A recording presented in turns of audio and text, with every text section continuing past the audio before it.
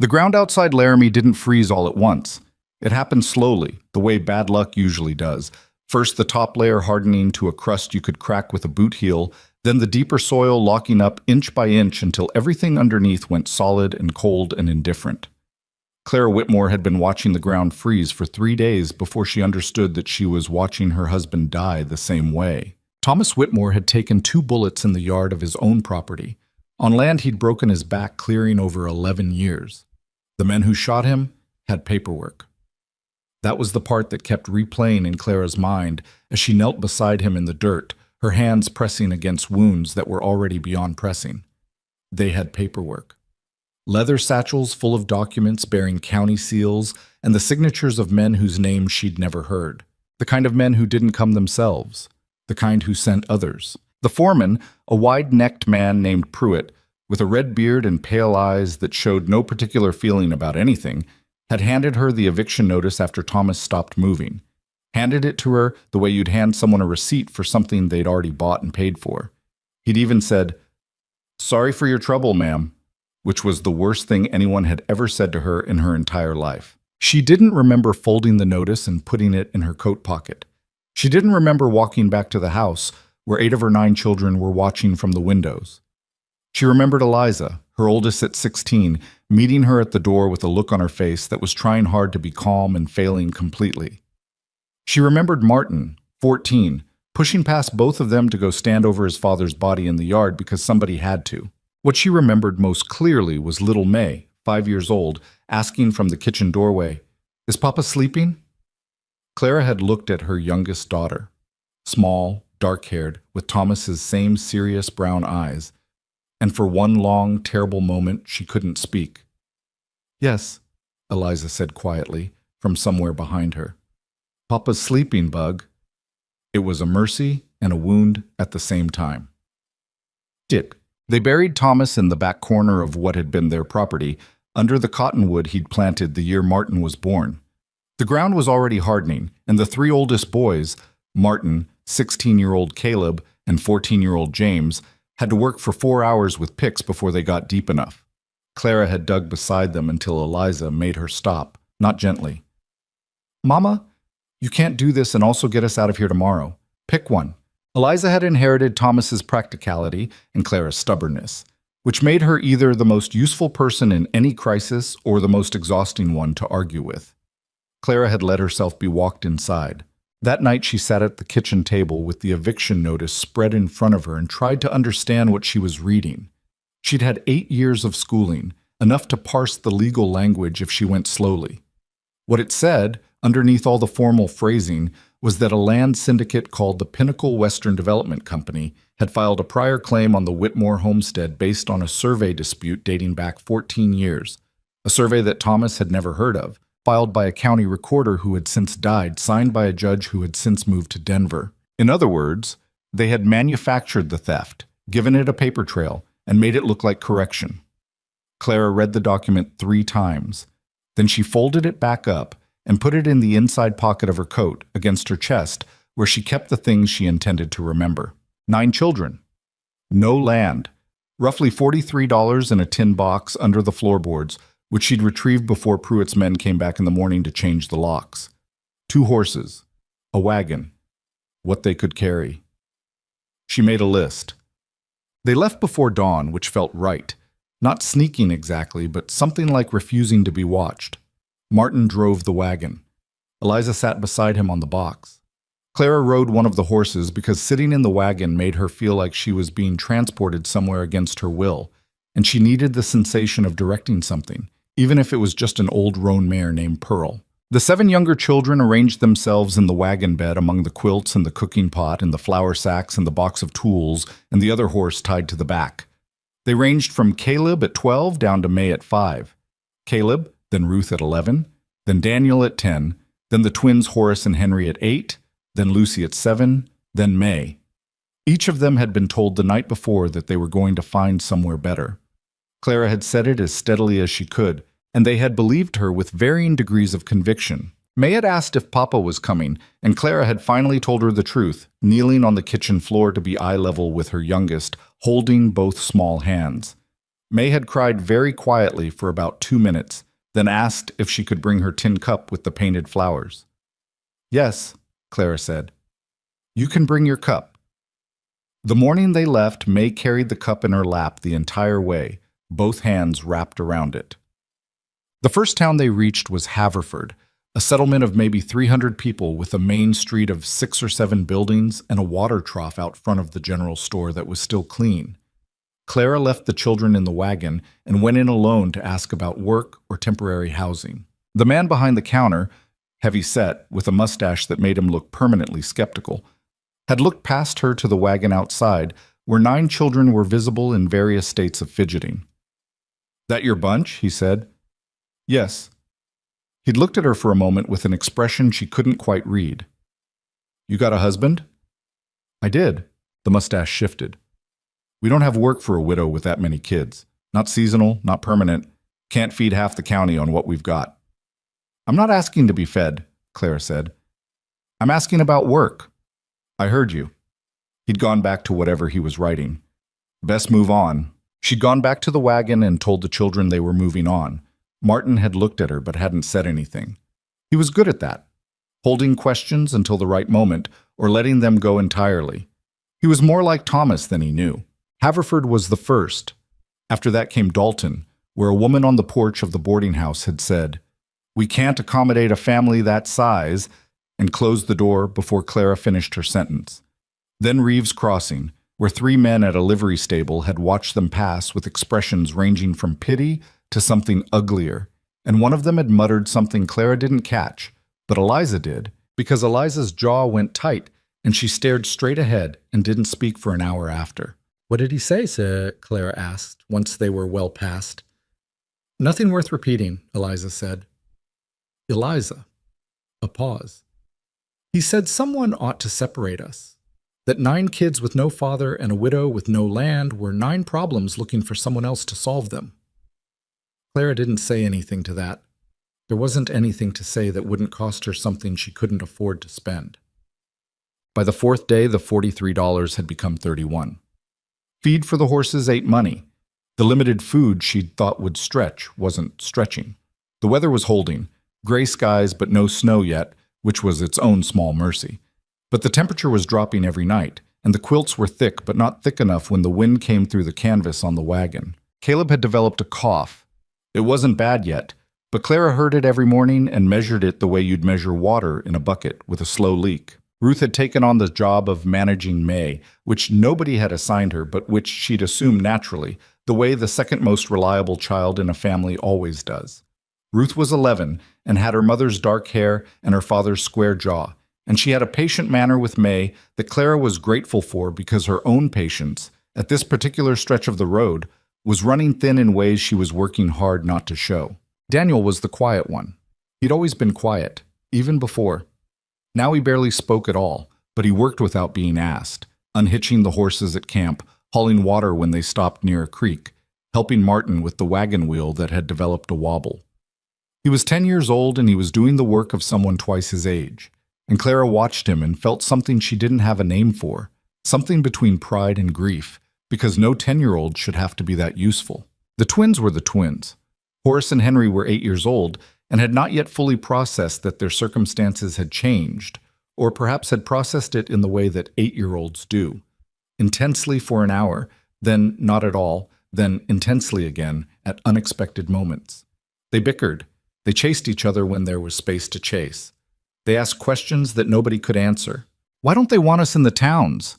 Henry asked on the 4th day, sitting next to Clara on Pearl's back because she'd let him ride up for a while. Clara thought about how to answer that honestly. "Some people see a big family with not much money, and they get scared." "Scared of what?" "That we'll need something from them." Henry was quiet for a moment, working this out. "But we didn't ask them for anything." "No, we didn't." "That's stupid," he said, with the supreme confidence of an 8-year-old identifying adult stupidity. "Yes," Claire said, "it is."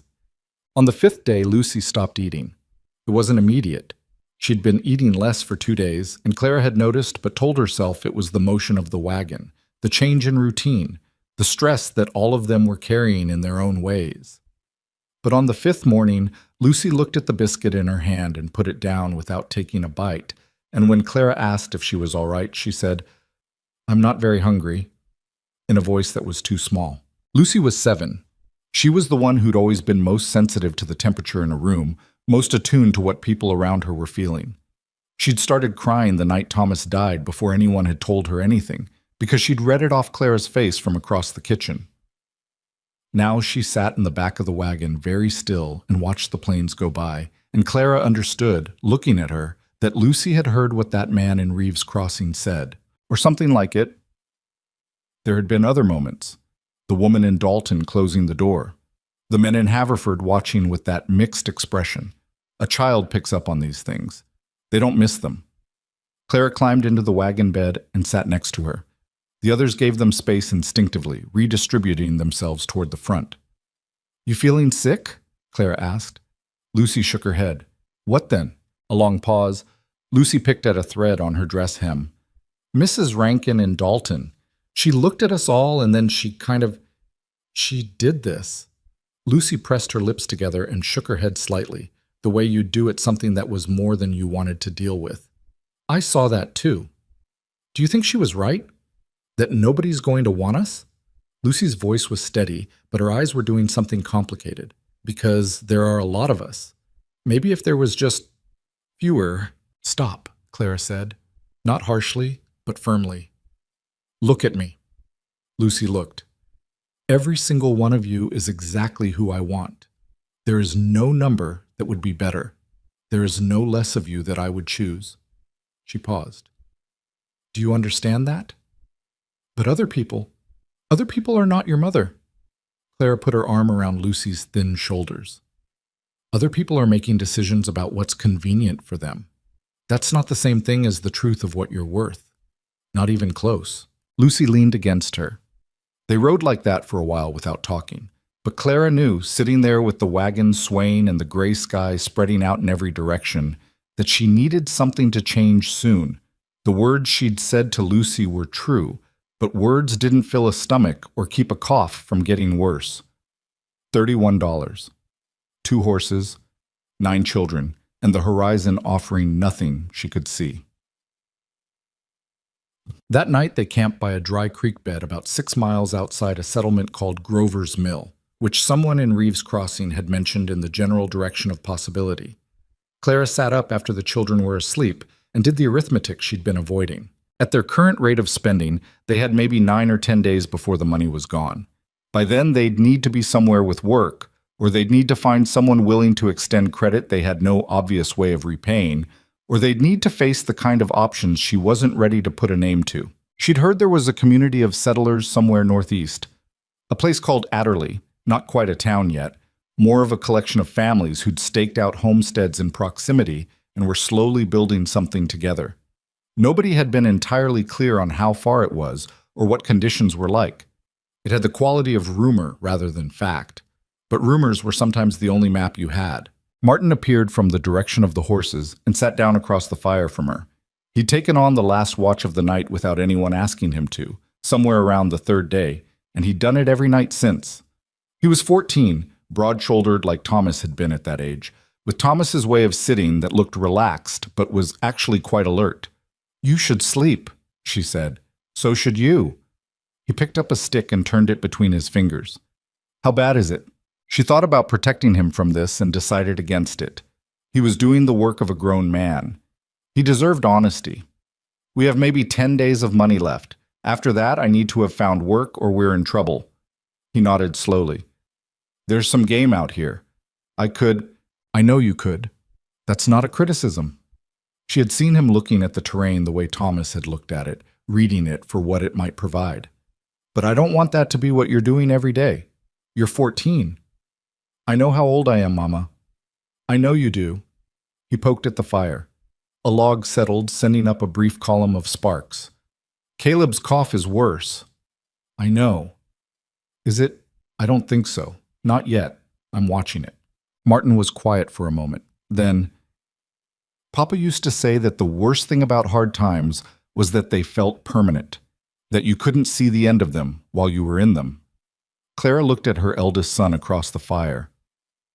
When did he say that? When we had that bad winter 3 years back. When we lost the cattle. Martin's expression was thoughtful, turned inward. He said you just have to keep moving because standing still feels safer, but it isn't.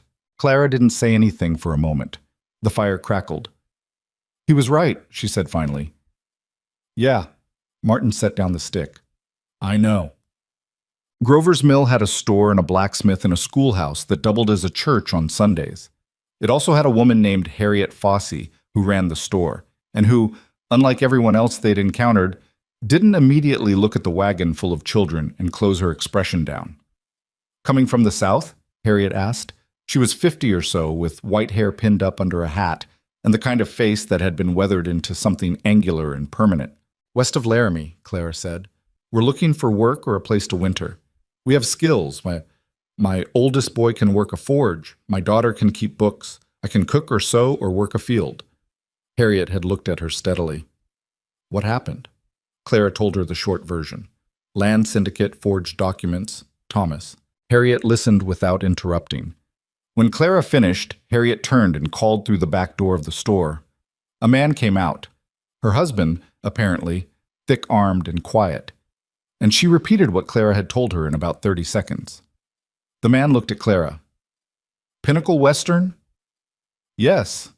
He made a sound that was not quite a word. They've done that to 3 families I know of in the last 2 years. He looked at his wife. That Alderman family, out past Draper Creek. And the Voss family, Harriet said. There's a place called Adderley, the man said to Clara. Northeast of here, maybe 40 miles.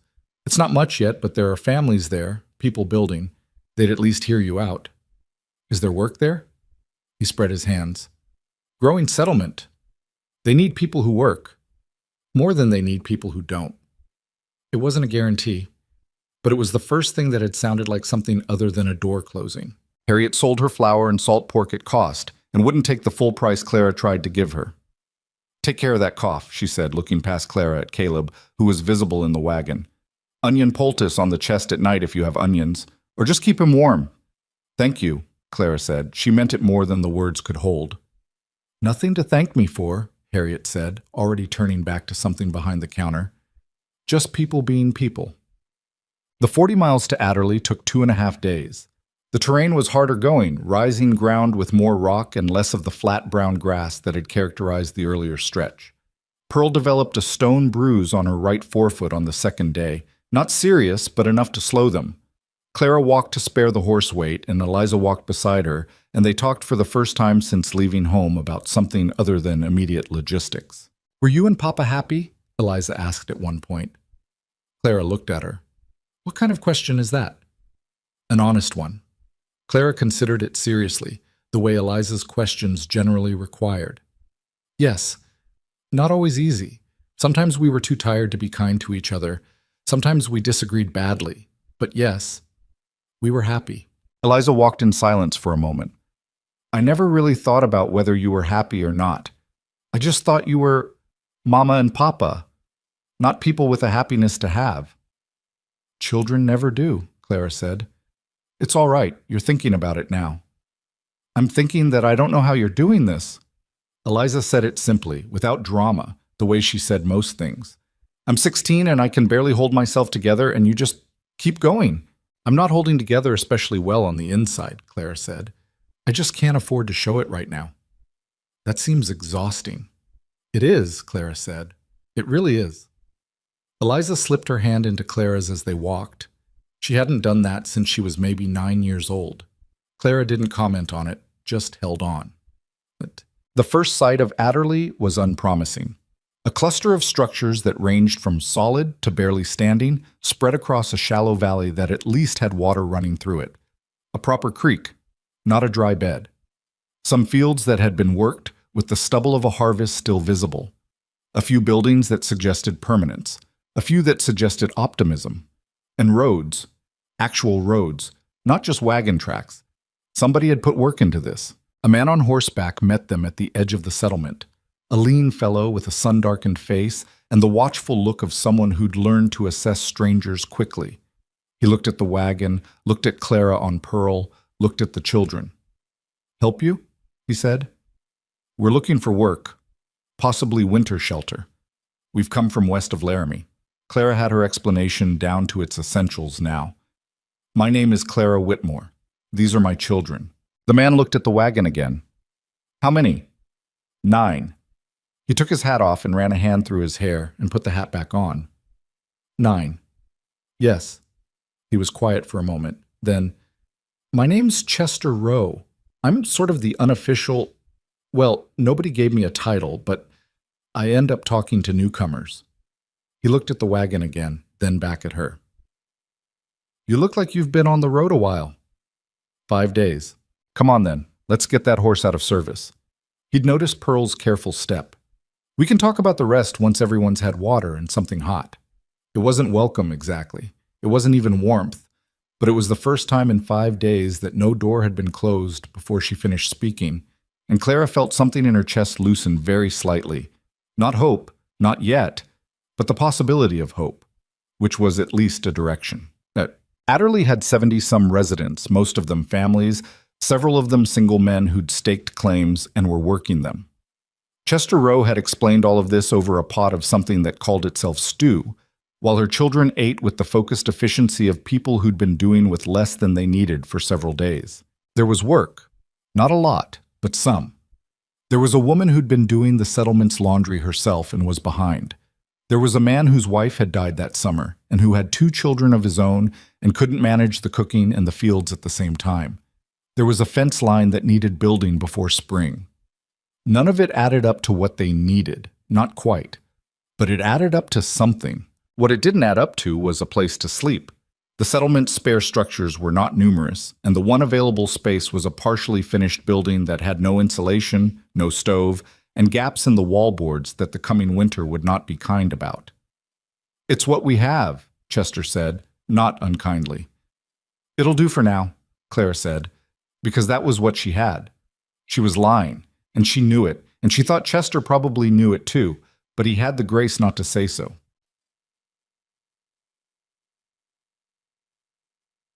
That night, with the children settled in the unfinished building under every quilt they owned, Clara sat outside on a section of fence timber and looked at the stars coming through the cold, clear air and let herself feel for just a moment how tired she was. Not just the physical tired, though that was real enough.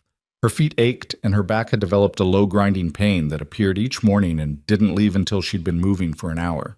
The other tired.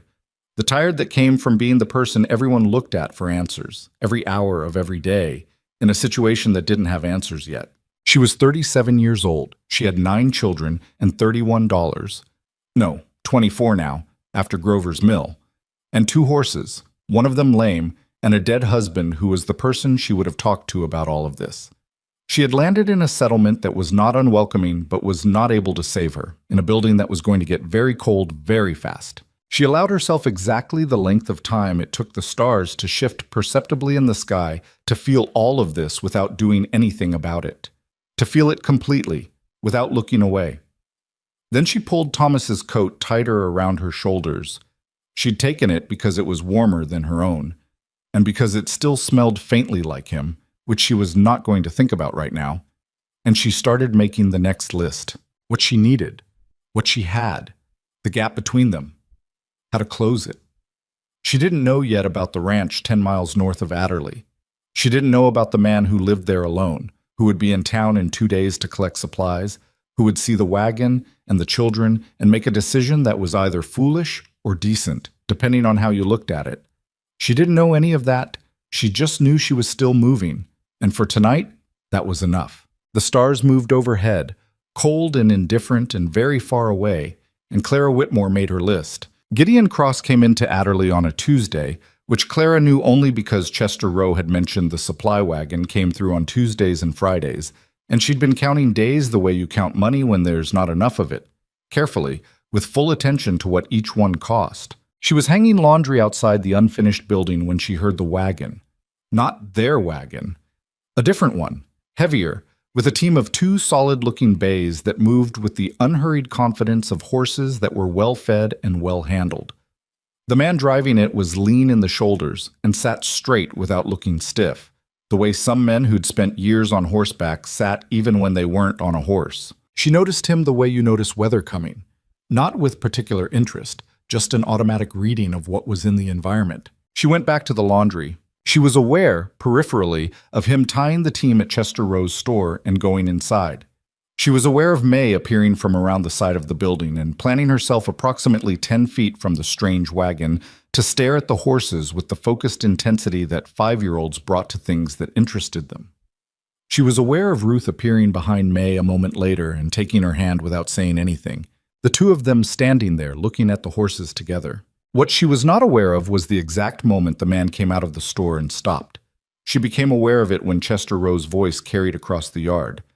"That's the Whitmore family. Came in 3 days ago." She turned. The man from the wagon was standing at the edge of the store's porch, looking at May and Ruth, looking at his horses. His expression was, she wasn't sure. Not the compressed lip look she'd gotten in Haverford. Not the closed-door look from Dalton. Just looking, the way you look at something you're trying to understand. May, without any apparent awareness that staring at a stranger's horses might require explanation, turned and said, "Your horses are very big." "They are," the man said. His voice was even, not particularly warm, but not cold either. "You want to pet one?" May looked at Ruth. Ruth looked at the man, making her own assessment, then looked over at Clara. Clara gave the slight nod that meant use your judgment, and Ruth looked back at the man and said, "Yes, please." He walked over and put May's small hand against the nearest horse's nose and let her feel the velvet of it. The horse blew out a breath which May found enormously funny. Clara finished pinning the sheet she was holding and walked over. "Clara Whitmore," she said. He looked at her. He was maybe 40, with a face that had been lived in. Not handsome exactly, or not in any uncomplicated way, but the kind of face that had gone through enough that what was left was what was actually there. A scar along his jawline, old and faded, gray coming in at his temples, eyes that were a dark brown and direct without being aggressive. "Gideon Cross," he said. "I run a spread about 10 miles north." "Alone?" "Mostly." He looked at the unfinished building behind her, then at the laundry, then at the general evidence of a family and temporary residence. "Chester says you've been here 3 days." "Yes." "You looking for permanent work or just winter shelter?" Clara looked at him steadily. She'd gotten very good in the past week at reading the sub-question underneath the question, the thing people were really asking when they asked about her situation. Most of the time it was some version of, "How much of a problem are you going to be?" But this man's face wasn't doing that. He seemed to be asking exactly what he'd asked. Both, ideally, she said.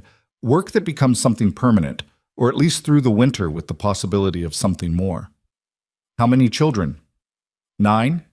He didn't flinch, and he didn't make the face, and he didn't put his hat back on and wish her luck. He just nodded once, slowly, the way someone nods when they're filing information rather than reacting to it. "I've got a bunkhouse that's sitting empty," he said, "and a main house kitchen that nobody's cooked in properly for about 8 months. My fence line needs work before spring, and I'm short-handed going into the cold months." He paused. "I'm not offering charity. I'd need real work in return.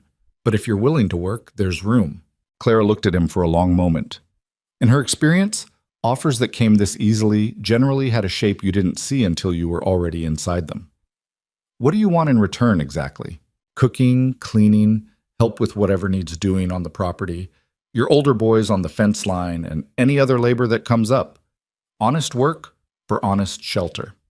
He said it plainly, without any particular emphasis on the fairness of it, as if he were describing a transaction rather than doing something generous. "I'm not running a charity, and I'm not running anything other than a cattle operation that needs more hands than I've got. And you're not—" She stopped and started again. "I want to be clear about the nature of what you're offering."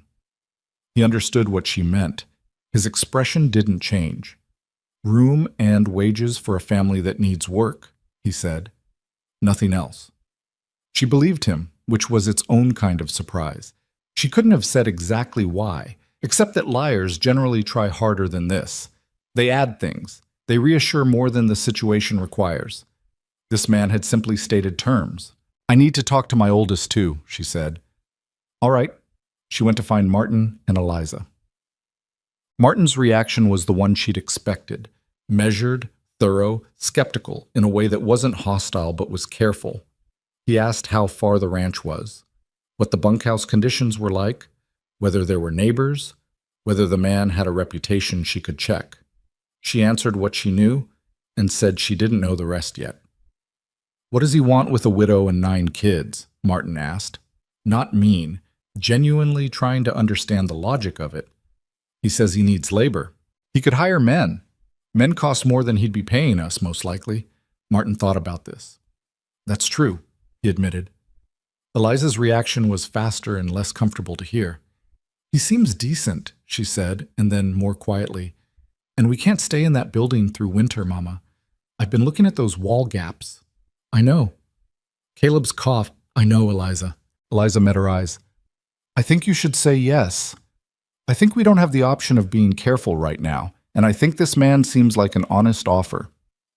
"You decided that from watching him let May pet his horse for 2 minutes?" "I decided it from watching how he looked at you when you told him 9 children. Eliza shrugged. People can't fake their first reaction. His first reaction was to keep listening. Claire considered that. It was the kind of observation that was annoyingly accurate.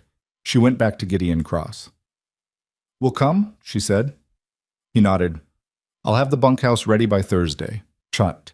The Cross Ranch sat in a wide natural bowl in the land, sheltered on the north and west by a ridge that wasn't quite high enough to be called a hill, but broke the worst of the wind. It had a main house built solid, real lumber, not the half-green timber that fell apart in its second winter, a barn that was larger than the house, the bunkhouse Chester had mentioned, and a collection of smaller outbuildings in various states of maintenance. There was a creek along the eastern edge of the property that ran clear even this late in the season, with ice forming at the edges in the mornings but the center still moving. The land itself was good. Claire could see it even from the wagon, driving in. The grass had been managed, not just grazed down to dust. The fence lines that were standing properly.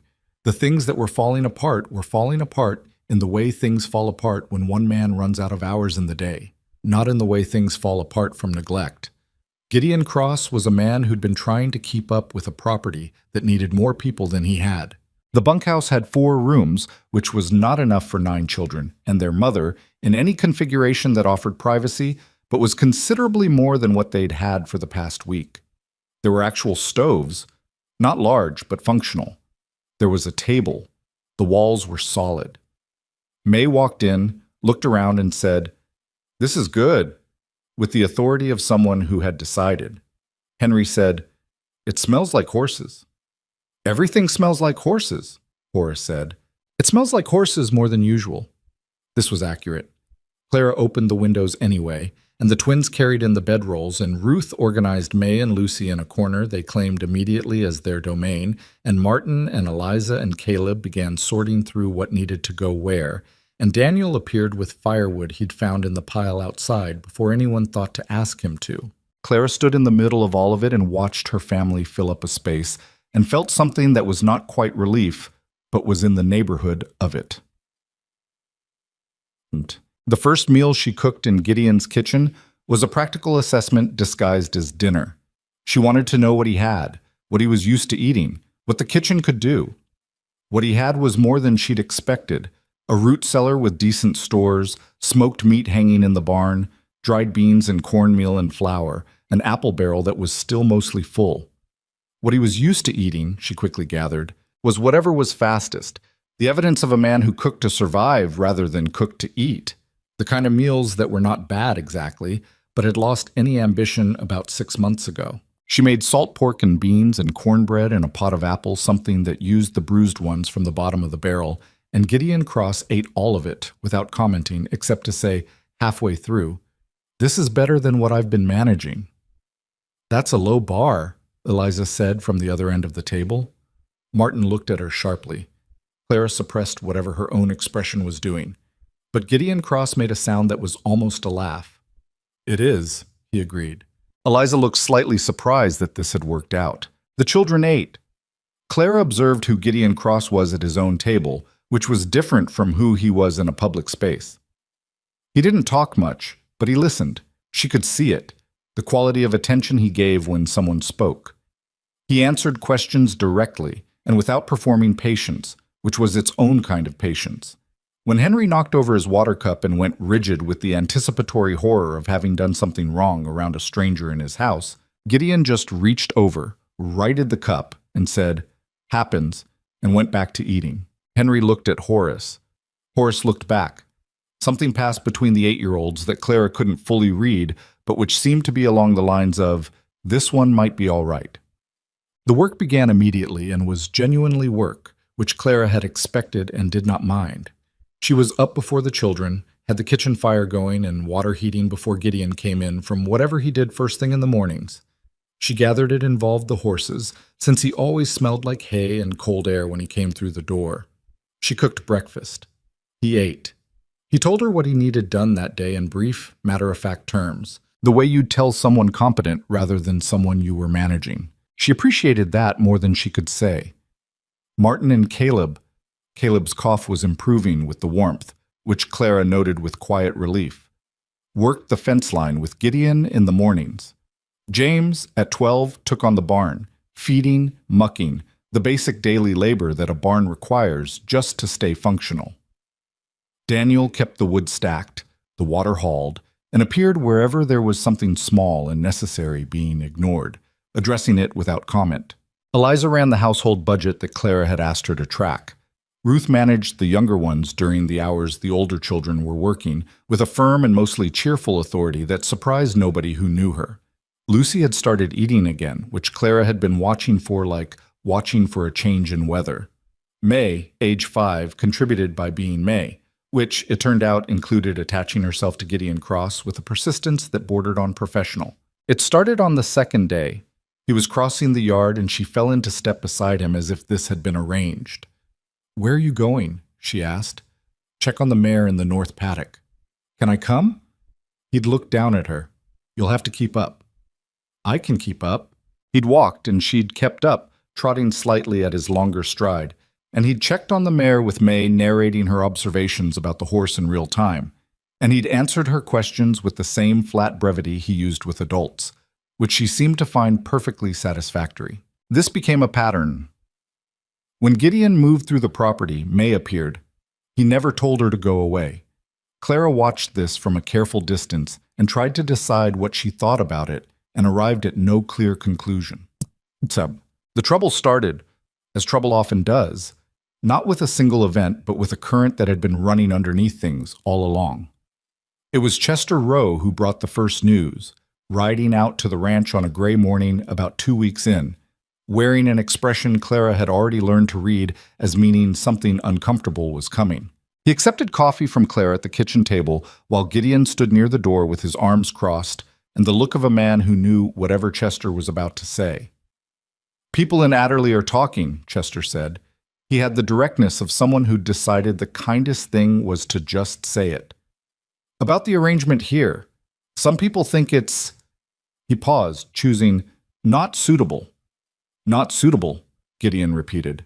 "A widow with 9 children living on a single man's property." Chester spread his hands. "You know how people get." "I know how some people get," Gideon said. "There's also talk coming in from the east, from Millfield and Holt's Crossing. Some men came through last week asking about a widow named Whitmore." Chester looked at Clara now. They weren't asking in a friendly way. Clara set down her cup. The tin made a sound on the table that was louder than she'd intended. "What were they asking?" "Whether anyone had seen you, what direction you'd gone." He paused. "One of them was named Pruitt." She felt the name like something cold passing through the room. Martin, who'd come in for water and had been standing very still by the sink for the last 30 seconds, looked at her. She looked back at him. "What did you tell them?" she asked Chester. "Told them I'd seen a lot of wagons come through. Didn't know any Whitmores." Chester met her eyes. "That was 2 weeks ago. I didn't know about you then. You came in the day after. I'm telling you now because if they circle back, someone else might be more helpful than I was." Gideon hadn't moved from his spot by the door. "What's Pruitt's connection to the land syndicate?" "He works for them," Clara said. "He was the foreman the day they came to our property. He was there when Thomas was shot." The words sat in the room. Chester looked at his coffee. Gideon looked at Clara with the same direct brown gaze he'd had the first day, but something behind it had shifted slightly. They're making sure you can't file a complaint, Gideon said. If you don't know where to go, you can't cause them problems. That would be my reading, Clara said. Do you have anything? Gideon asked. Evidence of any kind? She thought about the eviction notice in her coat, which she had not taken out since the night she'd read it. She thought about what else she'd managed to bring out of the house in the dark before Pruitt's men came back. Documents Thomas had kept in the locked box under the floorboards, which she'd opened with the spare key Thomas had always kept on a hook behind the stove. She hadn't looked at the documents since. She'd been too occupied with survival to think about what came after it. I might, she said carefully. I need to look at some papers I brought with me. Chester nodded and stood. I'd be quiet about it, whatever you do. Pinnacle Western has long arms in this part of the territory. They've got people in county offices. I know, Clara said. After he left, she and Gideon sat in the kitchen for a few minutes without talking. The fire ticked in the stove. Outside, she could hear the twins arguing about something, and Ruth's voice, patient and firm, interceding. They're going to find you eventually, Gideon said. You know that. Yes. What do you want to do about it? She looked at him. I want to look at those documents, and then I want to figure out who in this territory is honest enough to show them to. That's a short list, he said. I know. Help me make it. He looked at her for a moment. Then he nodded once, the way he'd nodded when she'd said they'd come to his ranch, filing it away, agreeing, moving to the next thing. I'll think on it, he said, and got up to go back to work. She found the documents that night when the children were asleep, sitting at the kitchen table with the lamp turned low. She'd brought the leather satchel from the bottom of the clothing box where she'd packed it, and she laid everything out on the table with the care of someone handling something fragile, even though the papers themselves were not fragile. They were the stiff, official kind, the kind that were meant to convey permanence. There were 7 documents. 3 were things she'd known about: the original homestead filing, the deed in Thomas's name, and a letter from the county recorder dated 6 years ago confirming the boundaries of their claim. Those she'd expected. The other 4 she had not looked at closely before. Thomas had kept them in the locked box without telling her why. He'd been, in certain practical matters, a man who handled things himself without explaining why he was handling them, which had been occasionally frustrating and was now, sitting at this table, something she couldn't quite feel any particular way about. The 4th document was a survey map. She didn't have the expertise to read a survey map in detail, but she could read enough to understand that it showed the Whitmore property boundaries and that there was a notation in the corner, a date and initials that were not the same as the county recorder mentioned in the eviction notice. The 5th document was a letter, handwritten, from someone named Aldous Vane, addressed to Thomas. She read it 3 times. It described a conversation Vane had had with a man from Pinnacle Western Development Company, a conversation in which the company representative had outlined their intention to file a survey dispute on several properties in the region, including the Whitmore homestead. The letter was dated almost 2 years before Pruitt's men had come to their yard. Thomas had known this was coming. She sat with that for a moment. The 6th document was Thomas's own handwriting. Notes, the cramped and precise notes he'd made when he was working out a problem, covering 3 pages. She had to read them slowly to follow his thinking. He'd been tracking the land syndicate's acquisitions. He'd identified 9 properties they'd claimed using similar methods over 3 years. He'd noted names: the foreman Pruitt, a county official named Bassett, a lawyer in Millfield named Corey Jacks, and above them, a name she hadn't heard before: Harland Muse. She didn't know who Harland Muse was, but Thomas had written the name with a different kind of deliberateness than the others, underlined twice. The 7th document was the most important. It was a witness statement signed by 2 men she didn't know, describing the methods Pinnacle Western used to manufacture survey disputes. It was the kind of document that required someone with legal standing to make useful. It wasn't enough by itself. But it was the kind of document that, in the right hands, became the beginning of something. Thomas had been building a case. He'd been building it quietly, without telling her, probably because he hadn't wanted to worry her. Probably because he'd thought he had more time. He hadn't had more time. Clara sat at the table for a long while after she finished reading. The lamp guttered once, and she turned it up. Outside, the wind had come up and was working at the eaves of the house the way wind does in autumn, testing what was solid and what wasn't. She thought about Thomas at his own table, by his own lamp, making these notes, tracking these names. building something careful and methodical with his large, practical hands. She thought about him looking up at her across the kitchen and choosing not to say anything yet, waiting until it was ready. She put everything back in the satchel. She set it on the table in front of her. Then she sat in the quiet kitchen of a man she'd known 3 weeks and felt the full weight of what her husband had left her. So not just children, not just debt and loss and an empty house, but this. A half-built case against the men who'd stolen everything. And the question of whether she had the knowledge and the will and the contacts to finish it. The answer to the last part she already knew. She had the will. She'd had it since the day she stood in the yard with Pruitt's men around her and folded that eviction notice against her chest. The knowledge and the contacts were what she was going to need help with. What? She told Gideon the following morning. She laid the documents out on the kitchen table, the same way she'd laid them out the night before, and walked him through what each one was and what she thought it meant. He listened without interrupting, leaning against the counter with his arms crossed and his eyes moving across the papers. When she finished, he didn't say anything for a moment. "Your husband put this together himself?" he said finally. "It appears so. Without a lawyer." Thomas was thorough, she said. He didn't trust lawyers much. Gideon made a sound that might have been agreement. "This name, Harlan Muse," he pointed at Thomas's notes. "I've heard that name." She looked at him. "Who is he?" "If it's the same man, and I think it is, he's the money behind Pinnacle Western. He doesn't have his name on anything official. He operates through other men, through companies. But people in the cattle business hear things."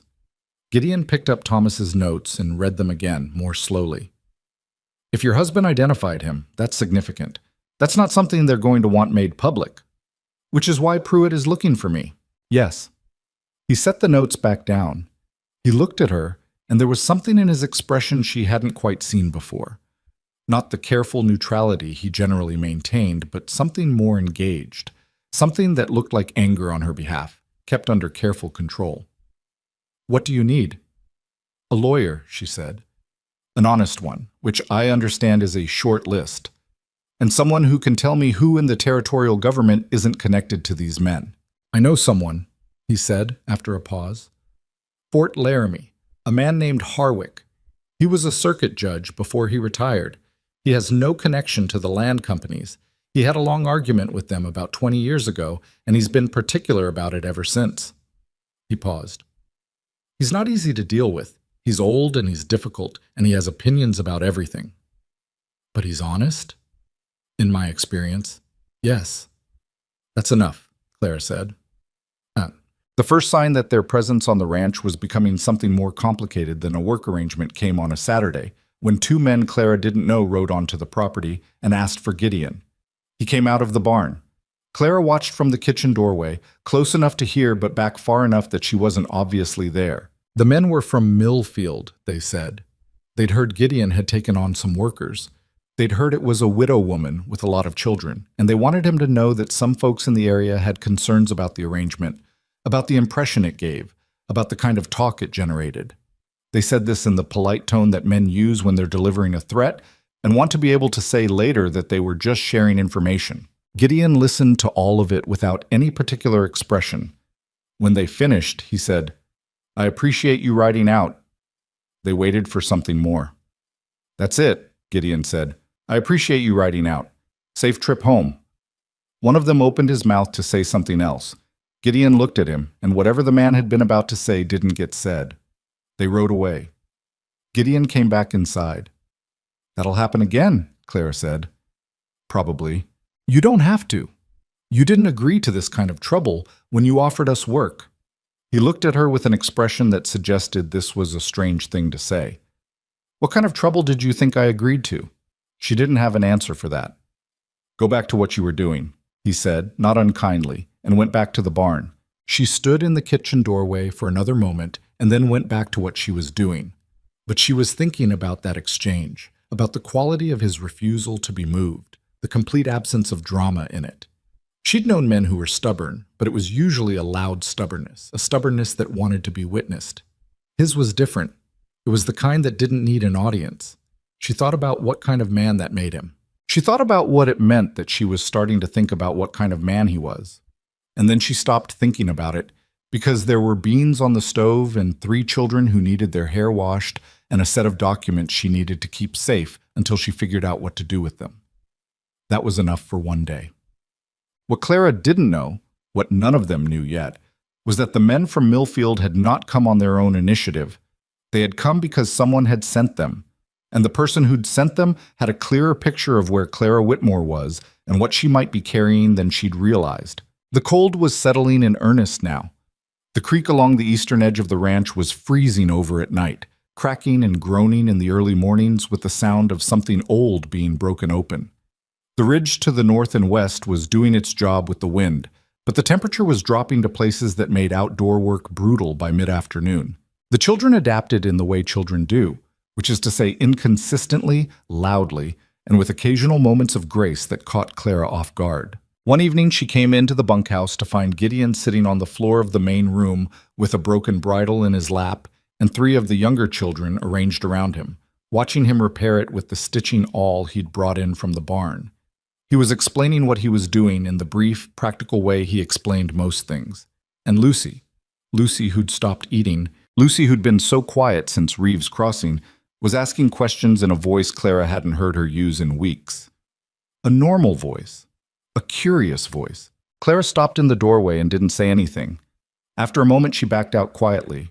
She stood outside in the cold for a while, leaning against the bunkhouse wall, feeling the cold bite of the air and the strange, complicated thing that was happening in her chest, which was not grief exactly, but was adjacent to it in the way that some kinds of relief are.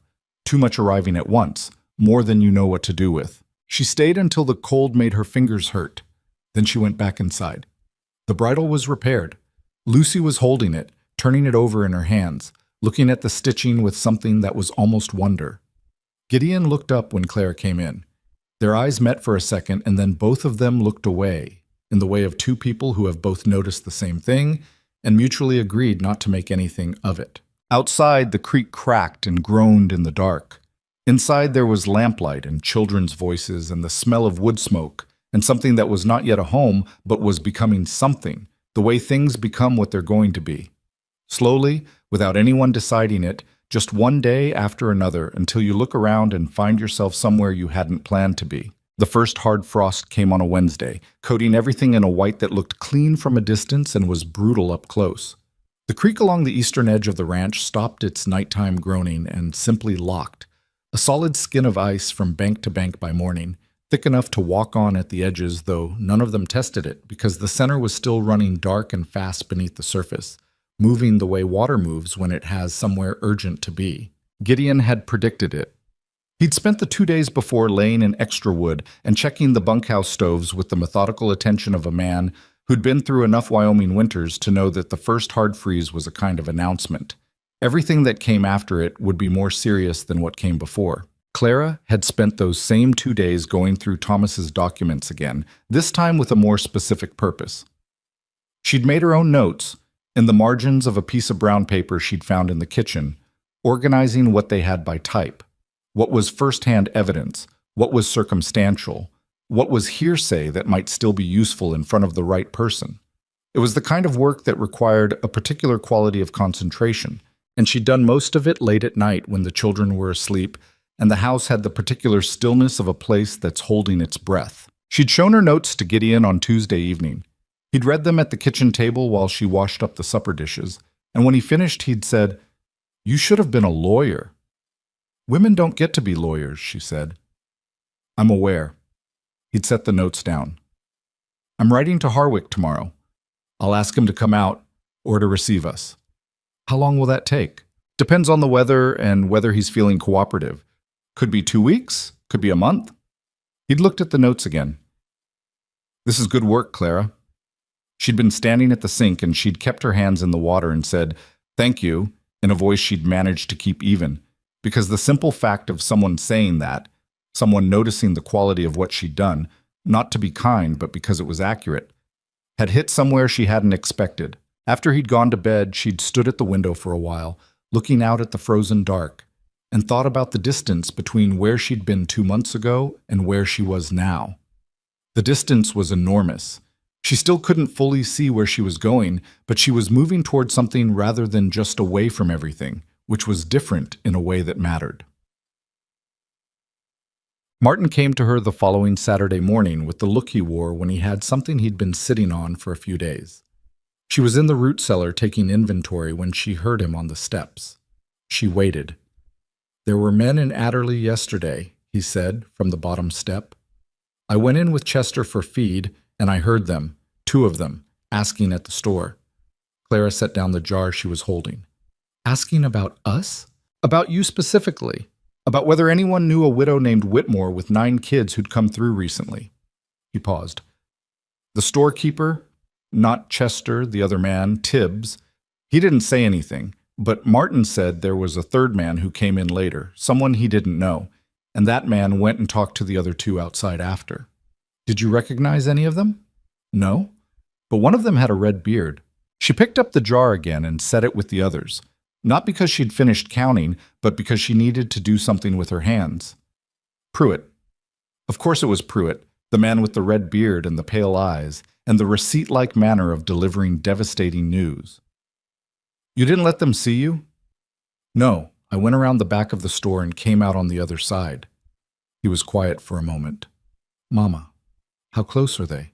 "Close enough that we need to move faster than I'd planned." She finished the inventory in her head rather than on paper and came up the cellar steps, brushing dust from her hands. "I'm going to talk to Gideon today." "He's not going to like it," Martin said. "I know. Not because he'll want us to leave," Martin said it carefully, "because he'll want to do something about it, and there might not be much to do yet." She looked at her son, 14 years old, reading the situation with the precision of someone twice his age, and felt the familiar twin pull of pride and worry that was simply the condition of being his mother. "You're probably right," she said. "Come inside, Ishat." See, Gideon's reaction was not quite what Martin had predicted. He didn't want to do something immediately, which was what Clara had half expected.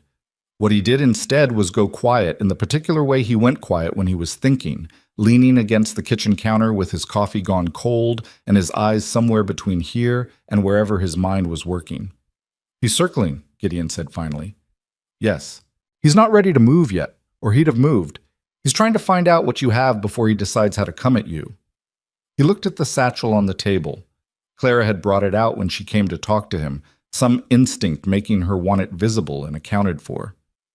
"Those documents are what he's worried about, not you personally, what you're carrying." "Thomas's notes specifically," Clara said. "If they name Harlan Muse, that's what they need back. Or destroyed." Gideon set down his cup. "We need to get copies made. Before anything else, we need those documents to exist in more than one place."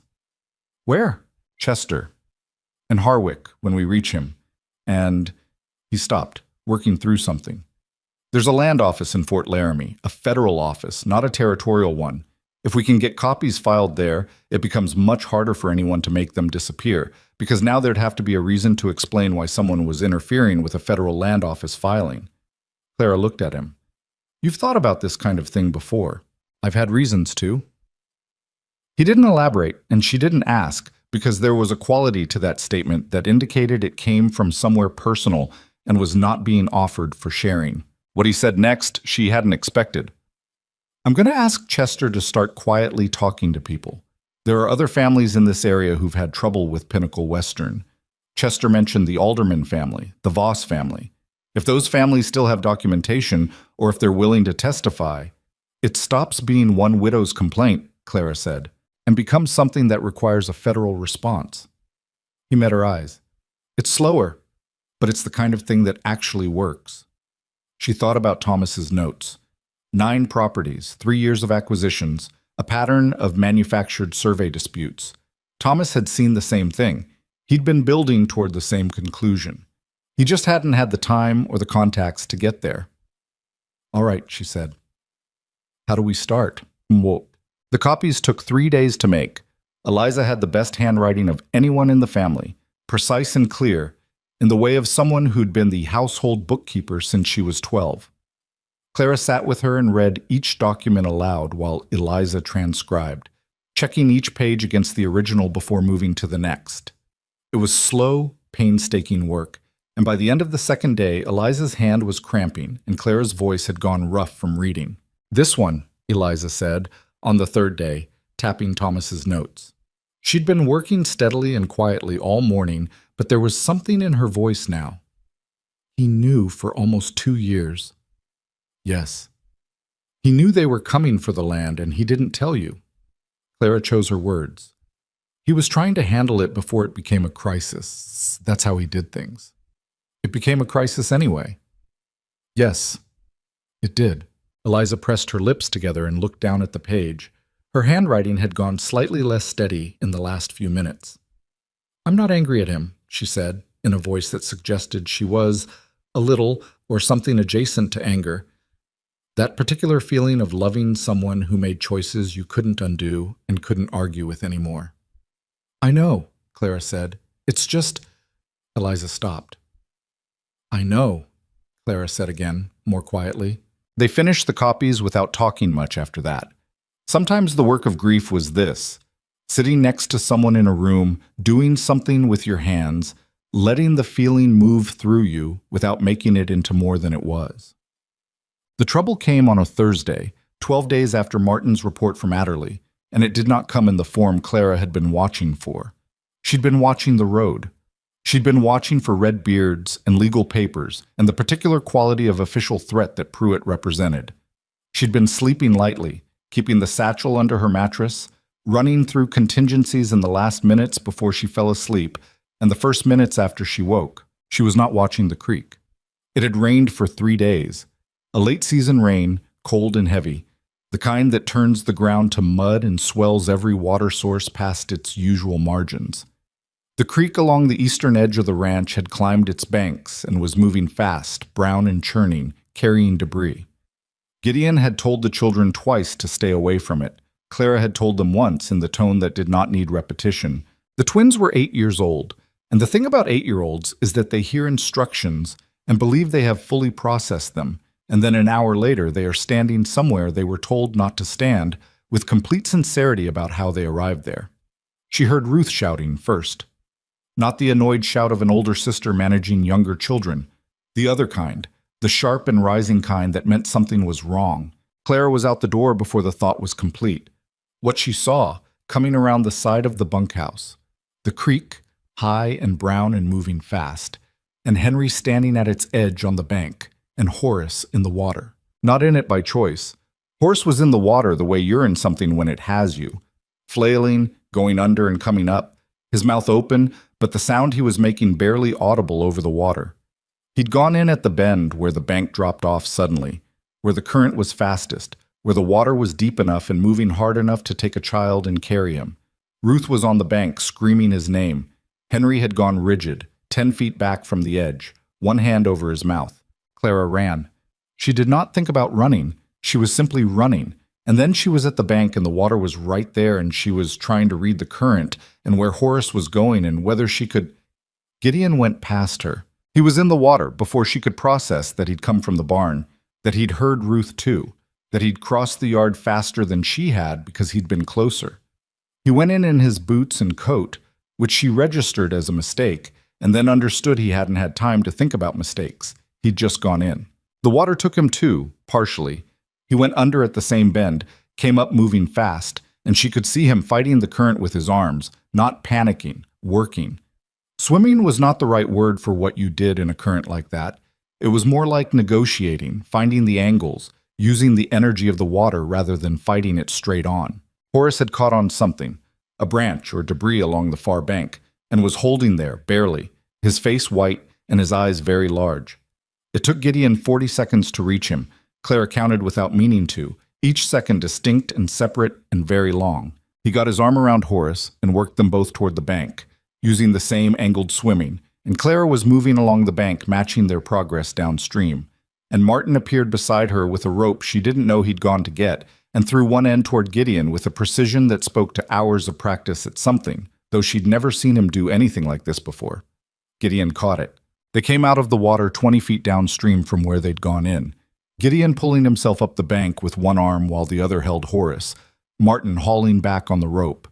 Clara was there when they cleared the bank. She took Horace out of Gideon's arms and held him while he coughed water and shook and cried. Hard, scared crying, the kind that happens after, when the body finally understands what the mind has been too busy surviving to process. She was holding Horace, and she was looking at Gideon. He was on his hands and knees on the bank, his coat soaked through, his breathing hard and uneven. He had a cut on his forehead she hadn't seen him get. From the branch, or from the debris, she didn't know. He was shaking with cold. "You're cut," she said. "I'm fine," he said, which was what people said when they were not fine but intended to be shortly. He got up. His legs were unsteady for a moment and then steadied. He looked at Horace in Clara's arms, and his expression did something complicated that he immediately brought back under control. "Take him inside," he said. "You need to come inside too," she said.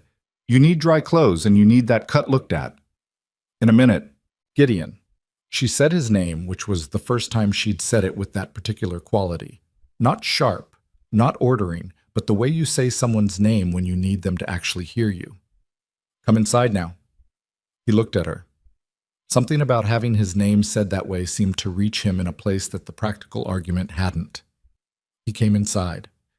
She got Horace dry and into bed with every quilt she could find, shaking but no longer crying, holding May's hand while May patted him with the solemn and focused attention of a 5-year-old performing the only comfort she knew how to give. Ruth sat at the foot of the bed looking pale and composed in the way of someone who had frightened themselves badly and was not going to show it any more than they already had. Henry had not spoken since before the creek. Clara found him sitting outside the bunkhouse door when she came to find Gideon, his knees up and his face hidden against them. She sat next to him on the cold wood. She didn't say anything right away. "I told him we should look," Henry said, muffled. "I said we should just look. I didn't think he'd—" "I know.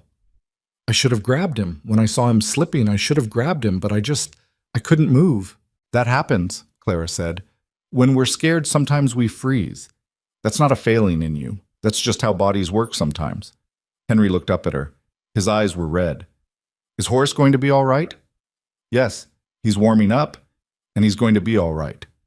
"Is Mr. Cross—" Henry stopped. "He's all right, too." She put her arm around her son. "Henry, your brother's alive.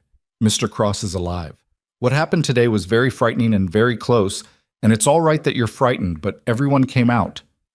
Henry pressed against her side, which he generally considered himself too old to do.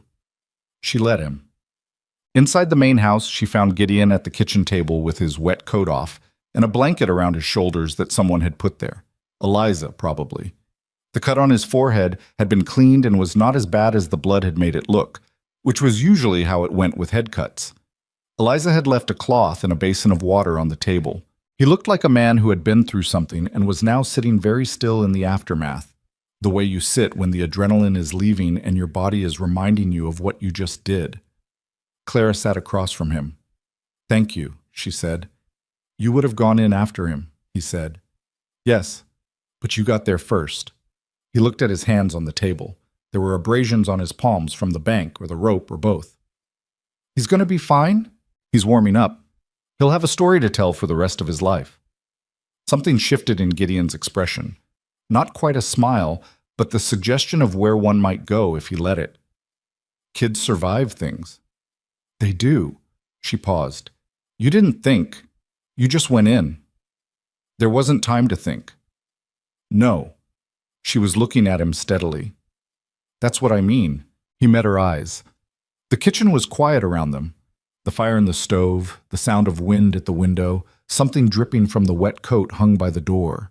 There was something she wanted to say that she didn't have exact words for. It had been building for weeks, probably. This awareness of who Gideon Cross was, built not from anything he'd announced about himself, but from what she'd watched him do in ordinary moments.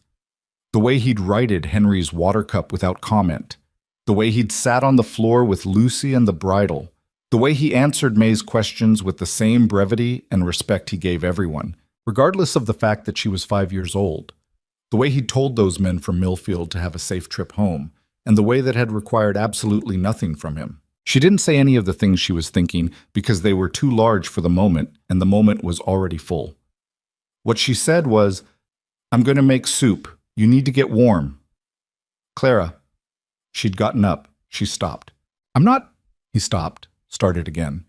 Whatever he was trying to say was not coming easily, and she had the sense that this was a man who generally said things when he had them fully formed and did not often find himself without that. I know this wasn't what you expected when you came here. I know it's gotten complicated with the men from Millfield and Pruitt out there and all of it, and I want you to know that none of that is...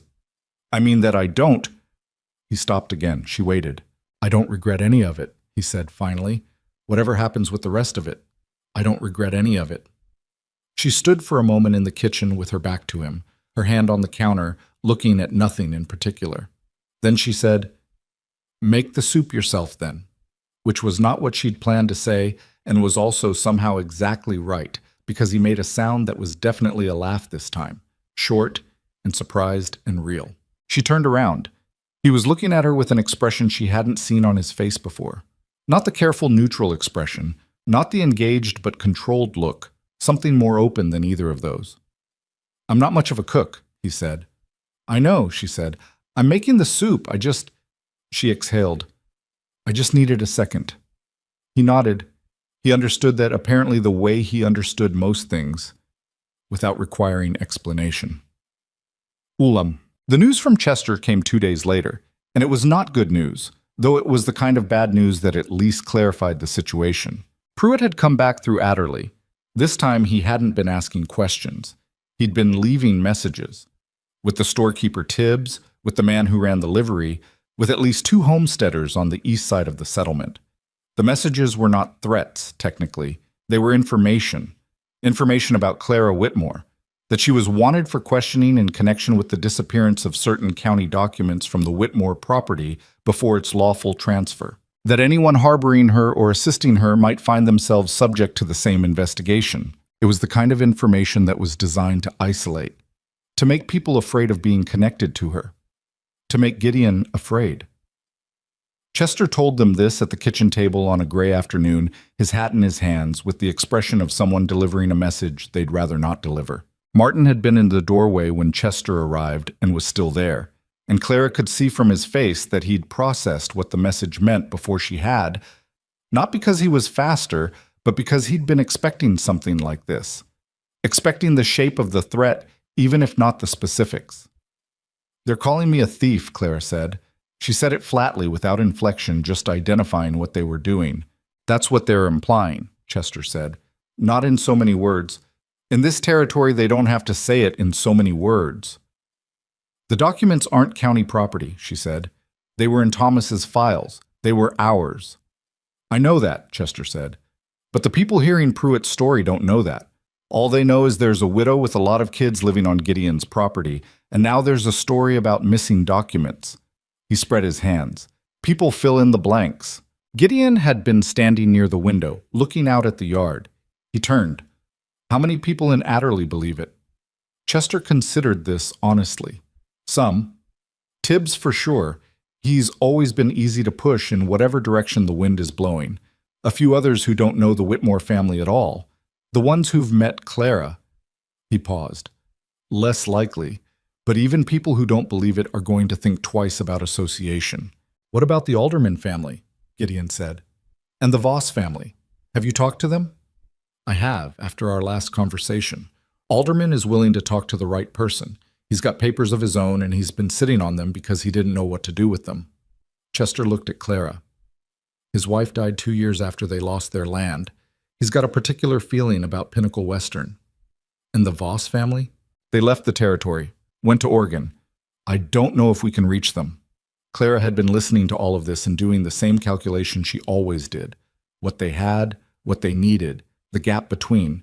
The gap was still large, but it was different from before. Before she'd had no allies, no contacts, no direction. Now she had Chester, she had Alderman, she had Gideon and his connection to Harwick, and she had Thomas's documents, which were now copied in 3 separate locations. "We need Harwick," she said. "And we need him before Pruitt decides that waiting isn't working and does something more direct." "I wrote to him 10 days ago," Gideon said. "I haven't had a reply, but the mail's been slow with the weather." "Write again," she said. "Tell him it's more urgent than the first letter made it sound." He looked at her. "All right. And Chester, She looked at Chester. Can you get a message to Alderman? Tell him we want to meet. Tell him what we're building toward and ask if he'd be willing to testify to a federal investigator if it comes to that. Chester looked faintly surprised at the directness of it, and then not surprised because he'd been around her long enough by now. I can do that. Thank you. She looked around the table at the two men and her son in the doorway and thought about what Thomas would have made of this moment, this kitchen, this conversation, this collection of people who were not obligated to help her but were helping her anyway. She thought he would have approved of all of them. She thought he would have been relieved. She thought she would tell him that sometime in whatever internal conversation she still had with him in the quiet hours. She would tell him, I found the right people, Sem. The hard thing happened that night. She was checking the bunkhouse before bed, a habit she'd developed, a last round to make sure stoves were banked properly and children were covered, when Horace appeared from his corner, still somewhat pale from the creak, but otherwise returned to himself. Mama, he said, in the whisper he used when he was trying not to wake May. Yes. Is Mr. Cross going to get in trouble because of us? She sat on the edge of the nearest bed. What do you mean? Henry heard what those men said, the ones who came to talk to Mr. Cross. And Chester was here today, and I heard some of what he said through the wall. He looked at her with eyes that were too knowing for 8 years old. People are saying bad things about us, and Mr. Cross is in trouble because we're here. She thought about how to answer this, not how to make it easier. She'd been doing that since they left the homestead, and she was trying to stop, because they were old enough for something closer to truth. People are saying things that aren't accurate, she said. And yes, Mr. Cross is dealing with some of the consequences of that, because he chose to have us here. Why did he do that? Horace asked. We're not his family. It was the question underneath all the other questions, she realized. The thing all of them were circling around in their different ways. Why would a stranger choose this? What did it mean? What did it cost him, and what did he expect in return? I think, she said slowly, that some people, when they see something wrong, have to do something about it, even if it costs them. That's not the only kind of person in the world, but it's a kind that exists. Horace thought about this. Like Papa? She held on to herself quietly. Yes, like Papa. Mr. Cross went in the water without thinking, Horace said.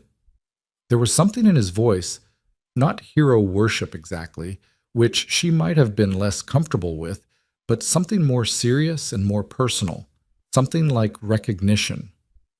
He did, she said. Horace was quiet for a moment. Then he said, I'm going to be better about the creek. I'm not going to go near it again. That would be a good idea. He went back to bed. Clara sat in the dim bunkhouse for a few minutes after, listening to her children breathing in the dark, the sound of them asleep and warm and safe for tonight. Horace, Henry, Ruth, Lucy, the twins, May, James, Caleb, Martin, whose bunk she could see from here, all of them here, all of them hers. Outside, the wind was moving across the ridge to the north, pushing cold air down toward the valley. The creek was somewhere in the dark, running and running, not caring what it had nearly taken, not caring about any of them. That was the thing about danger. It was impersonal. It didn't hold grudges, and it didn't make exceptions, and it didn't care how much you'd already lost. What mattered was who was standing with you when it came. She went to the door of the bunkhouse and looked across the yard toward the main house. There was a light in the kitchen window. Gideon, still up, probably at the table with something he was reading or the letter he was writing to Harwick. She stood in the cold for a moment, looking at that light. Then she went inside and closed the door against the wind. Harwick's reply came on a Monday, folded inside an envelope that had been resealed once. Someone had opened it and either read it or decided not to, Claire couldn't tell which, and delivered by a rider from Fort Laramie who'd taken 2 days to cover ground that should have taken 1. The letter was short. Harwick's handwriting was cramped and aggressive, the handwriting of a man who'd spent decades writing things he expected people to pay attention to and had developed a corresponding impatience with anything decorative. Cross. I know the name Harland Muse. I have known it for 15 years, and I have been waiting for someone to give me a reason to use what I know. Bring the widow and her documents. Come before the end of the month, or don't come at all, because I am old and my patience is not what it was, and I will not wait on anyone's convenience, including my own. E.H. Harwick. Gideon read it first, then handed it to Clara without comment. She read it twice. He sounds difficult. I told you. You said old and difficult. You didn't say... She gestured at the letter. Impatient and direct, Gideon said. Yes, all of those things. He leaned back in his chair. He also said he knows Harlan Muse's name, which means he has something we don't know about yet. That reframed the letter considerably. Clara set it on the table. When do we go? She said. The end of the month is 12 days. Travel to Fort Laramie is 2 days if the weather holds. We should leave by the end of the week to give ourselves time if something slows us. He paused. I'd like to bring Chester and Alderman if they're willing to come. Numbers matter when you walk into a room to make this kind of claim. Chester will come, Clara said. She'd known that without having to consider it. Alderman? I don't know. He's been sitting on his documents for 2 years. That's a long time to be afraid of something. It doesn't go away fast. No, Gideon agreed. It doesn't. She thought about this for a moment. Let me talk to him. Not Chester, me. I want to talk to Alderman myself. Gideon looked at her with the expression she'd come to recognize as him, considering whether she was right about something. It was an expression that took her seriously, which she appreciated because it was not automatic with men in her experience. All right, he said. Walter Alderman was a man who had shrunk. That was Clara's first impression when she met him at his homestead the following afternoon. Not in stature, he was tall enough, but in some essential dimension. The way a person shrinks when they've been carrying something heavy for too long. His movements were careful, his speech measured, and there was a wariness in his eyes that she recognized because she'd seen it in the mirror in the first weeks after Thomas died. The wary look of someone who'd learned that ordinary things could detonate. His land was modest. Not what it had been, Chester had told her. They'd driven him to a smaller claim after taking the original homestead. He was managing, barely, with a hired man and 2 older children who worked alongside him. He gave her coffee at a table that had seen better decades and listened to what she said without interrupting, which she respected. She told him about Thomas's documents, about Harlan Muse's name underlined twice, about Harwick, about the federal land office, and what it could mean to have a complaint filed there rather than at the territorial level. When she finished, Alderman was quiet for a long time. She let him be quiet. My wife, he said finally. Chester told me. I'm sorry. She held on for 2 years after we lost the land. The second winter took her. He wrapped both hands around his coffee cup. She was a healthy woman before, strong as anyone I knew. It was losing the place. The uncertainty, it broke something in her that didn't heal. I know, Clara said. I buried my husband in frozen ground with a pick and my boy's hands. He looked at her. Something in his face shifted slightly, the particular shift that happens when someone stops seeing you as a category and starts seeing you as a person. What do you need from me? He said. Your documents, your testimony, if it comes to that. Your name on a statement describing what Pinnacle Western did to your family. She leaned forward slightly. I'm not going to tell you it's without risk. I won't tell you Pruitt won't hear about it and come back to cause you problems. He might. The men behind him are invested in this staying quiet. So why should I do it? Because they killed your wife, Clara said plainly. Not with a gun, but they did it. And the only way it doesn't happen to the next family is if someone makes a public record of what they did. She paused. I can't make that choice for you, but that's the reason. Alderman set down his cup.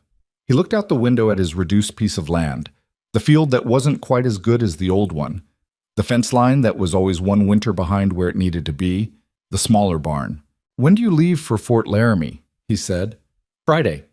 He was quiet for another moment. I'll have my documents ready by Thursday. The preparations for the trip were overlaid with the particular tension of a household that knows something is coming and is trying to function normally in the meantime. Clara had told the older children what was happening, Martin and Eliza and Caleb and James, at the kitchen table the night after her visit to Alderman.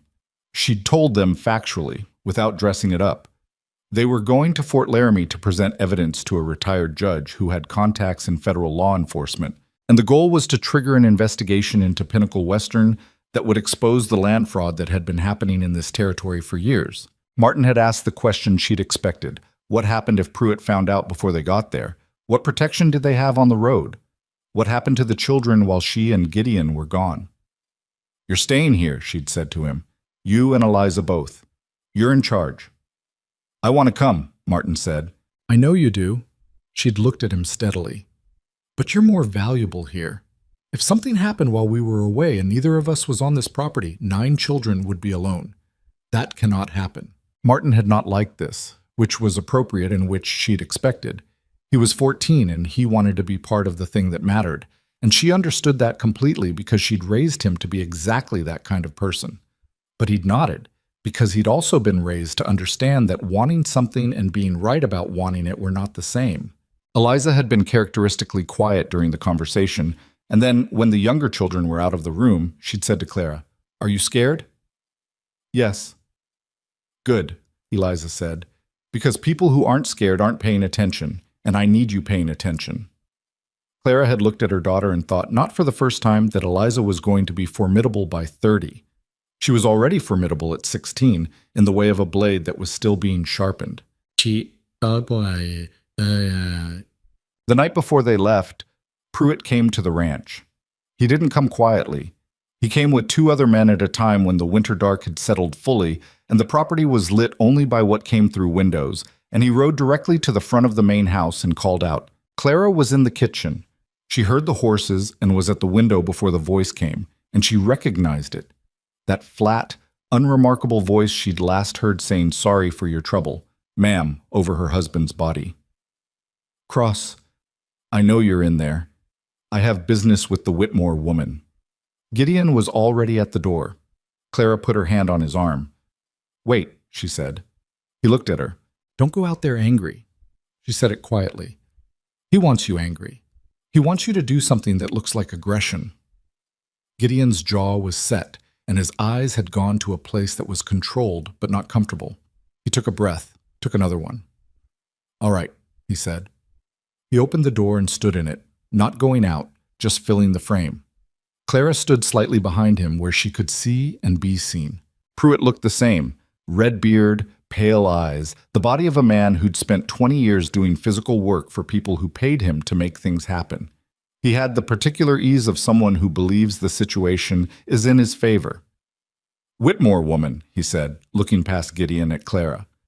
"You've got some property that doesn't belong to you. County documents that were on the Whitmore homestead at time of transfer become property of the new landholder. That's law." "That's not law," Clara said. "That's a claim you just made up." Something flickered in Pruitt's pale eyes. Not anger.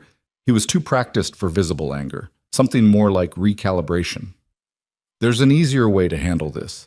You hand over what you took, we call the matter closed, and you and your children can go wherever you like without anyone making your life more difficult than it already is." "And the land?" Clara said. "The homestead my husband built? The 11 years of work? Does that come back in this easier way?" Pruitt's expression was patient, in the way of someone who has decided to be patient as a tactic. "The transfer was legal. I'm not here to discuss the transfer." "Then you're not here to offer anything," Clara said. "I'm here to offer you the chance to walk away from something that's going to go badly for you." His voice was still even. "There are people behind this that you don't want paying attention to you, Mrs. Whitmore. People with longer reach than you've got. You've been lucky so far. That doesn't hold." Gideon said from the doorway, "You've delivered your message. Now get off my property." One of the men behind Pruitt shifted in his saddle. Pruitt looked at Gideon with an expression that was reassessing something. "You're making yourself part of a problem that isn't yours, Cross," Pruitt said. "Appears so," Gideon said. "Get off my property." "The third time you say something like that, you mean it differently than the first time," and Pruitt heard the difference. He looked at Clara once more, a long, measuring look, and then turned his horse. They rode out the way they'd come. Gideon closed the door. Clara realized she'd been holding the counter behind her without being aware of doing it. She let go of it. Her hand had left a slight impression in the cold dough she'd been working before she heard the horses, which struck her as absurd. That dough existed, that bread would still need to be made tomorrow, that the ordinary world continued operating around moments like this one. He'll know we're going tomorrow, she said. Probably. Does that change anything? Gideon thought about it honestly rather than giving her the answer that would make her feel better. It might mean the road isn't as clear as we'd like. We should leave before dawn. He looked at her. You all right? I've been better, she said. I've also been worse. He almost smiled at that. Fair enough. She went back to the bread. But they left at 4 in the morning, Clara, Gideon, Chester, and Alderman, who'd arrived the previous evening with a leather folder of documents and the expression of a man who'd made a decision and intended to live with it. They took Gideon's wagon and the 2 bays and traveled fast, pushing the horses through the pre-dawn dark on roads that were frozen hard enough to make good time. Clara had said goodbye to the children the night before. Most of the younger ones had been asleep, and she'd done it quietly, room by room, in the way of checking on sleeping children that parents have done since the beginning, adjusting a blanket here, smoothing hair there. May had woken briefly when Clara bent over her bunk and said, without opening her eyes, "Are you going somewhere?" "Yes, Bug. Back in a few days." "Okay," May said, already asleep again. Martin had been awake when she came to find him. He was sitting on his bunk in the dark, and he'd known she was coming the way he often seemed to know where she was on the property. Some instinct he'd developed since Thomas died that she found both touching and a little heartbreaking. "You have the copies?" he said. "In my bag." "And the originals?" "Separate bag. They don't travel together." She'd thought about this carefully. If something happens to one set, the other still exists. He nodded. There was a pause. "Mama, I know." "I wasn't going to say anything dramatic," he said, with a faint defensiveness that was very 14-year-old. "I know," she said again, "but I know." He'd gotten up and hugged her, which he did rarely and always briefly, and then sat back down and said, "Be careful on the road," in a voice that was trying hard to be the voice of someone who was not frightened and almost making it. "Always," she said. Top. The road to Fort Laramie in winter was not a road that forgave inattention. The frozen ground made it fast when it was flat and treacherous when it wasn't, and there were stretches where the wind came off the plains with the kind of force that made conversation impossible. They traveled mostly in silence, each of them keeping their own thoughts, which was the appropriate way to travel on a road like that with the stakes they were carrying. They stopped once at midday to rest the horses and eat something cold from the provisions Clara had packed. Standing by the wagon on the open plain, the wind coming from the northwest and the sky the particular gray of a Wyoming winter that couldn't decide whether to snow or not, Clara looked at the 3 men around her. Gideon checking the horses, Chester blowing on his cold hands, Alderman standing quiet with his leather folder under his arm, like he was afraid to put it down, and thought about the distance they'd all come to be standing in this particular wind together. Chester caught her eye and said, "How are you holding up?" "I'm fine," she said. "Cold, but fine." "I've been thinking," he said, lowering his voice, though Gideon and Alderman were far enough away not to hear easily, "about what happens after. After Fort Laramie? After all of it. If this works, if there's an investigation, if Pinnacle Western is exposed, you'll have options you don't have now." He paused. "Some folks will say you should go back to the original homestead, try to reclaim it. I know. Is that what you want?" She looked out across the plain. The original homestead was west of Laramie. 2 days' travel from here, a different direction entirely. 11 years of work in the ground and the fences and the house Thomas had built with his hands. A cottonwood in the back corner. "I don't know yet," she said. "I know what I had there. I'm not sure what I want now is the same thing." Chester looked at her with the quiet attention of a man who'd heard the real answer underneath that and was choosing to let it be what it was. "Well," he said, "you'll have the choice, which is more than you had 2 months ago." "Yes," she said. "It is." Ezra Harwick lived in a house that looked like its owner. Solid, unadorned, badly in need of some attention it was not going to get, and absolutely convinced of its own right to take up space. It sat on the western edge of Fort Laramie proper, in a neighborhood of modest houses that had each arrived at their current condition by different roads, and Harwick's was the one that looked most thoroughly lived in and least concerned about it. He answered the door himself, which Clara had half expected based on the letter. He was shorter than she'd imagined from the cramped, aggressive handwriting. Compact, with white hair and a face that had settled into an expression of general dissatisfaction with the world that she suspected was actually a form of attention. His eyes, behind the deep lines of a 70-year-old face, were very sharp. He looked at Clara for a long moment. "You're the widow," he said. "Clara Whitmore," she said. "Yes." He looked at Gideon. "Cross." And then, looking past them both at Chester and Alderman on the walk. "Who else did you bring?" "Chester Rowe from Adderley. Walter Alderman. His land was taken by the same syndicate." Harwick's eyes went to Alderman and stayed there for a moment with an expression that was not quite pity and not quite anger, but held elements of both. Then he stepped back from the door. "Come in," he said. "I made coffee. It's bad coffee, but it's hot." It was in fact bad coffee. Clara drank it anyway. But they sat around Harwick's kitchen table, which was covered in papers and books that he did not move to make room for them, only pushed to one side enough that there was surface visible. He listened to Clara present the case the way she'd organized it in her mind over the last 2 weeks. Methodical, moving from the most direct evidence to the contextual, from Thomas's documents to Alderman's, from the pattern of acquisitions to the names. When she put Thomas's notes on the table, the page with Harlan Muse's name underlined twice, Harwick picked it up. He looked at it for a long time. "Your husband identified Muse," he said. "Yes, from a distance.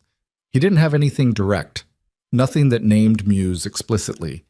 But he'd traced the acquisitions back and found a pattern of investment through 3 different holding companies that all trace back to the same source. Through Corey Jacks," Harwick said. "You know him?" Harwick set the paper down and folded his hands on the table. 15 years ago, I presided over a case that Corey Jacks was involved in as a junior lawyer in a land dispute. There was evidence of document fraud in that case. It was not minor evidence.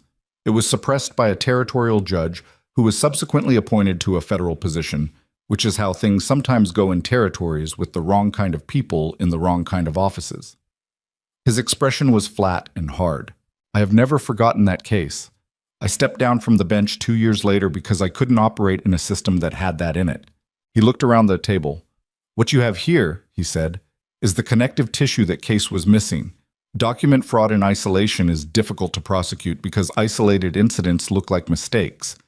What your husband built," he tapped Thomas's notes, "is the pattern. Multiple properties, multiple years, identical methods. That is not a mistake. That is an operation."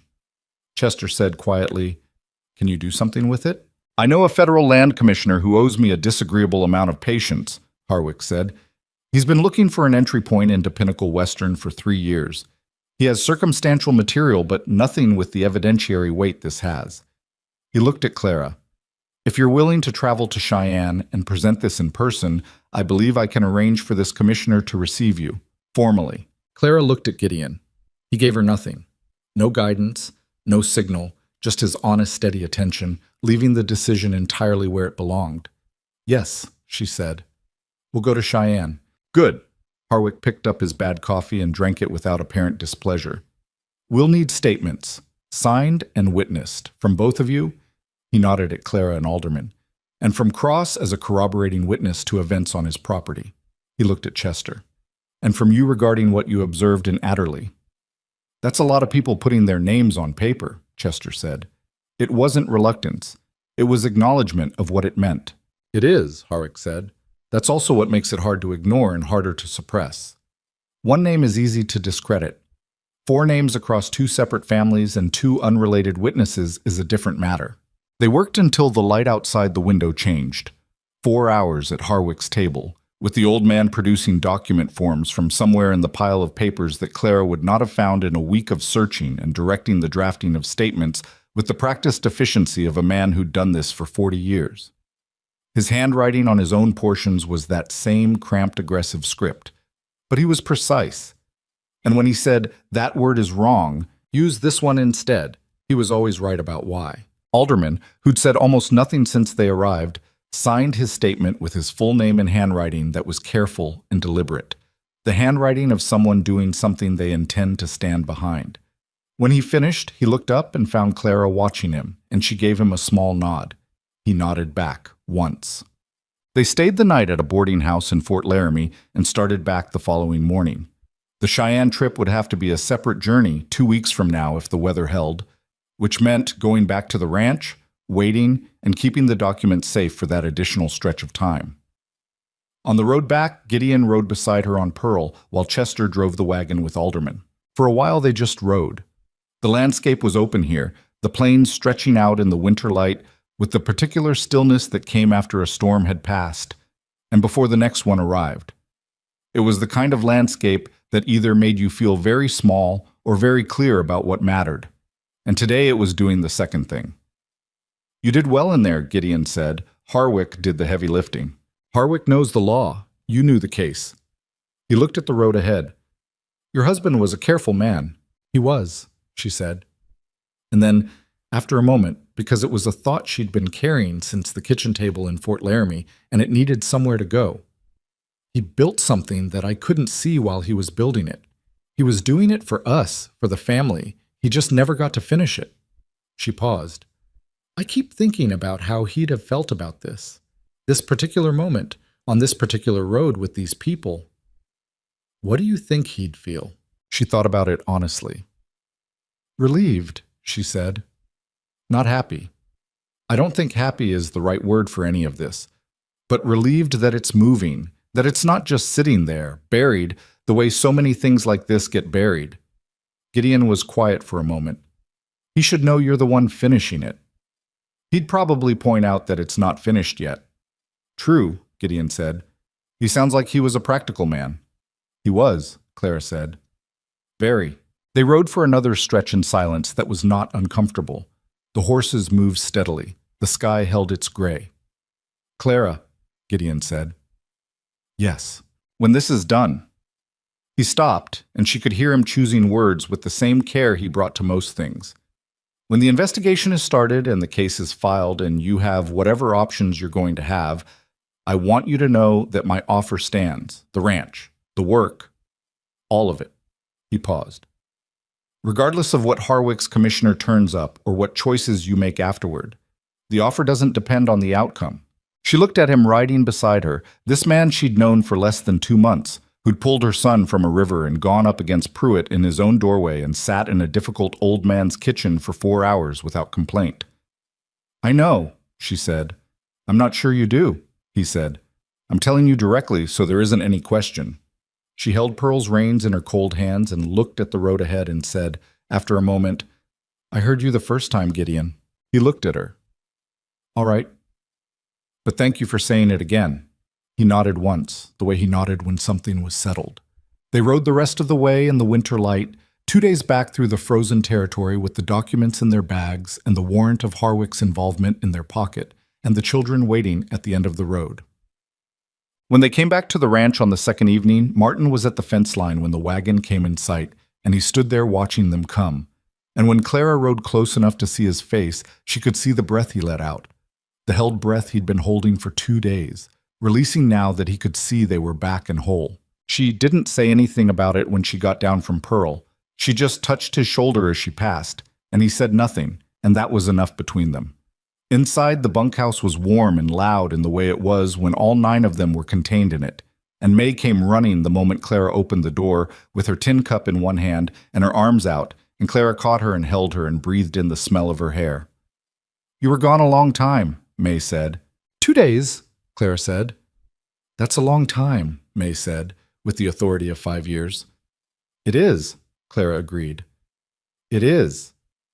Over May's head, she met Eliza's eyes across the room. Eliza raised her eyebrows in the question that was really many questions. Clara gave her a single nod that meant, yes, it went. Yes, we're moving. Yes, there is still more to do, but we're moving. Eliza nodded back. Through the bunkhouse window, Clara could see the light on in the main house kitchen. Gideon, already doing whatever needed doing next, because that was who he was. The kind of man who didn't rest in the middle of something. She was not ready to rest either, but tonight she held her daughter and listened to the sound of her children and let herself be where she was for a few minutes, without thinking about Cheyenne or Pruitt or Harlan Muse or anything that was coming. Just here. Just this.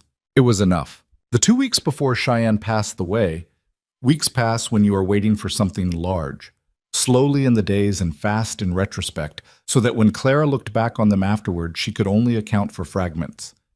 The morning Caleb's cough finally cleared completely, and how she'd stood in the cold yard after sending him off to work with Gideon and let herself feel the relief of it, which was considerable. The afternoon Lucy asked if she could help with the documents, not to do anything with them, but just to understand what they were, and Clara had sat with her for an hour explaining what each one meant, and watched her daughter's serious face work through it. The evening Martin came in from the fence line with a split knuckle and a story about how it happened that was funnier than it should have been, and how all of them had laughed at the table in the way that happens when people have been tense for a long time and something small and ordinary provides the release. And the nights? The nights were their own category. Clara slept better than she had since leaving the homestead, which she noticed and did not entirely understand because the situation was not resolved, and Pruitt was still out there and Cheyenne was still ahead of them. But there was something about having a direction, about knowing the next step, even when you couldn't see the step after it, that allowed the body to rest in a way pure survival did not. Gideon was different in those 2 weeks in a way she observed without commenting on. He was still the same man, the same brevity, the same quality of attention, the same flat practicality about everything from fence posts to legal strategy. But there was something less sealed about him. He talked more at the table. He asked the children questions that weren't only about the work they'd been doing. One evening, he taught Henry and Horace a card game that Clara had never seen before, and that may or may not have been something he'd invented on the spot, given the way the rules seemed to shift whenever he was losing, which the twins found enormously suspicious and completely delightful. She did not examine what she thought about all of this too closely. There was still too much ahead of them for that, and she was a practical woman, and the practical thing was to get to Cheyenne first and see what was standing afterward. They left for Cheyenne on a Thursday with Harwick, who had insisted on coming and who traveled, it turned out, with a carpet bag that weighed approximately as much as a small child and contained what appeared to be every document he'd ever found important in his entire legal career. He did not explain this. Clara did not ask. Alderman came again. Chester came. And this time Martin came too because Clara had looked at him across the breakfast table on Wednesday morning and said, "You're coming with us." And he'd gone very still for a moment and then said, "All right," in a voice that tried to be casual and didn't manage it. And she'd gone back to her coffee without making anything of the moment, which was the right call. Eliza was in charge at the ranch. Clara had told her this formally, which Eliza had received with the composure of someone who'd been doing the job already and appreciated having it acknowledged. Gideon had left instructions with the hired man he'd brought on for the winter, a quiet fellow named Trace who was competent and reliable and unlikely to cause or invite trouble in their absence. The night before they left, Clara had gone to each child again. She'd become something of a nighttime ritual, this going around. Not quite tuck-in, because most of them were too old for that now, but something adjacent to it. A presence in the dark. A check of the temperature in the room, the quality of breathing, the sense of whether everyone was all right. May was awake again. She seemed to have a sense for these departures that Clara couldn't explain. "You're going away again," May said. "Yes." "Is it the same reason as before?" "The same reason, yes. To make sure the people who hurt our family are held accountable." May thought about this. She was 5, but she was 5 in the way of a child who had absorbed more than she was supposed to have to absorb, and it had made her thoughtful in a way that was not entirely childlike anymore. Are they bad men? They did bad things. Whether that makes them bad men, Clara considered it honestly, because May somehow always made her consider things honestly. I think some of them knew exactly what they were doing and didn't care, and some of them probably told themselves a story about why it was all right. That second kind is in some ways worse, because they'll keep doing it. May processed this. "Is Mr. Cross coming with you?" "Yes." "Okay," May said. She adjusted her tin cup, which she kept on a small shelf near her bunk, and which had traveled from the homestead to Adderley to this ranch, and showed every mile of it. "He went in the water for Horace." "He did." "So he's one of the good ones." "Yes," Clara said. "He's one of the good ones."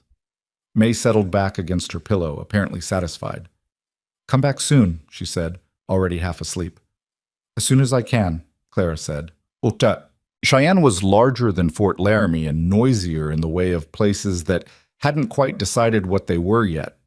Half city, half frontier, with buildings that were trying to be permanent alongside structures that were clearly intended to be temporary and had simply overstayed. The Federal Land Office was in a building that made up for its modest size with an aggressive solidity, as if it had decided that looking substantial was the next best thing to being powerful. The land commissioner's name was Arthur Vane, no relation, as far as anyone knew, to the Aldous Vane who'd written Thomas his warning letter years ago, which was either coincidence or the territory being smaller than it seemed.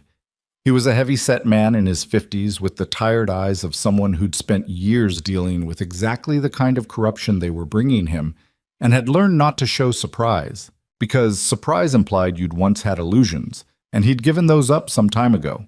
He received them in a room with a long table and chairs that didn't match, and he looked at the documents Clara laid out with the methodical attention of a man doing a job he took seriously. Harwick sat at the end of the table and said almost nothing, which was unusual enough that Clara kept glancing at him. She understood it later. Harwick had delivered what he'd come to deliver, which was his presence and his credibility and the weight of his reputation in this room. And now he was letting the evidence do what evidence did when it was handled correctly. Vane asked questions. Good questions. The kind that came from someone who already understood the landscape of what they were looking at and was identifying the specific gaps. He asked about the survey discrepancy in Thomas's original homestead filing, and Clara walked him through what the fourth document showed. He asked about Harlan Muse, and she walked him through Thomas's notes. He asked Alderman about the Alderman homestead case specifically, and Alderman answered in a voice that was quiet and steady and entirely without self-pity, which was its own kind of devastating testimony. Martin, sitting 2 chairs down from Clara, didn't speak unless addressed, but he was watching everything with the careful attention she recognized as his father's habit of learning a room before deciding what to do in it. The session lasted 3 hours.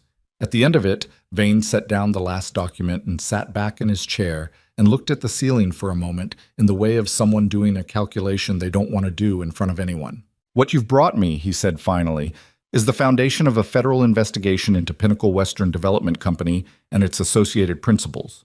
He looked at Clara. "I want to be clear about what that means. It means I will open a formal investigation. It does not mean arrests happen tomorrow. It does not mean land is returned next week.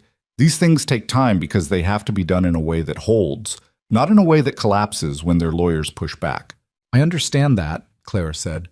"It also means that from this point, anyone who interferes with witnesses in this matter is interfering with a federal investigation, which is a different category of crime than what they've been committing so far and carries different consequences." He looked at her steadily. "That includes Pruitt. If he comes to your property again, you send word to this office immediately." "Yes," she said. He looked at the documents one more time. "Harlan Muse," he said, almost to himself. He said the name the way Harwick had said it, with 15 years of history behind the 2 words. "We've been trying to get a clear line to him for a very long time." He looked at Thomas's notes again, the page with the name underlined twice. "Your husband was thorough." "He was," Clara said. "I'm sorry for your loss, Mrs. Whitmore."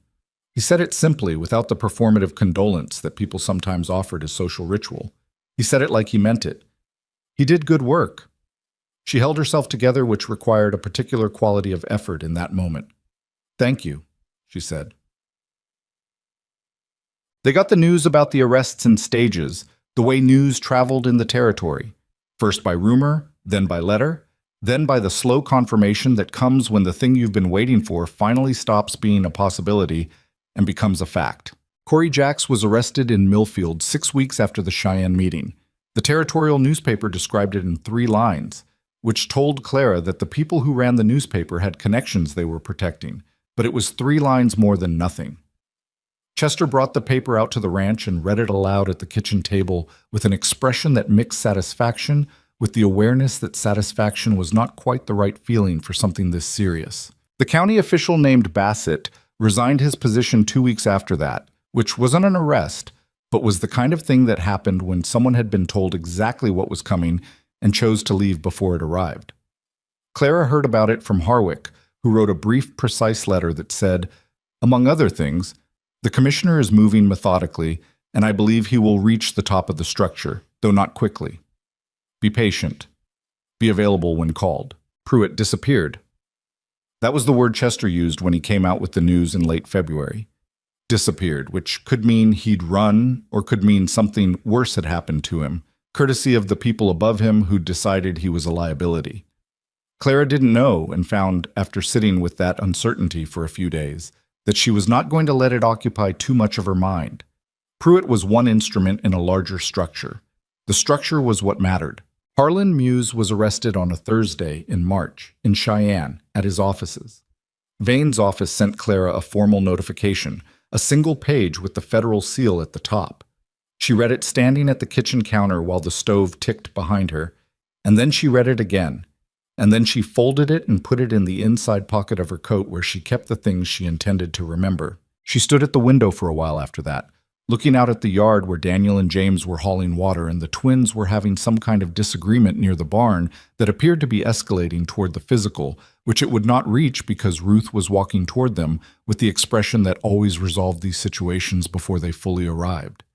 Everything ordinary, everything continuing. She thought about Thomas at his kitchen table, making his careful notes by lamplight, building something in secret, trying to protect them, running out of time.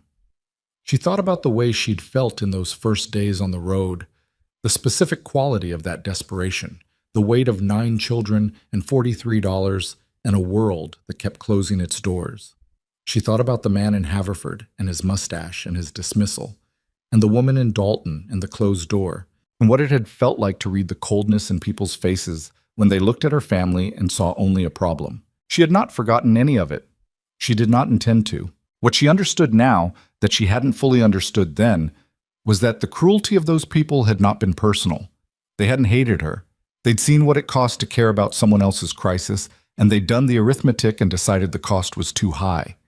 It was a particular kind of cowardice that dressed itself up as practicality, and it was very common, and it did enormous damage in the world.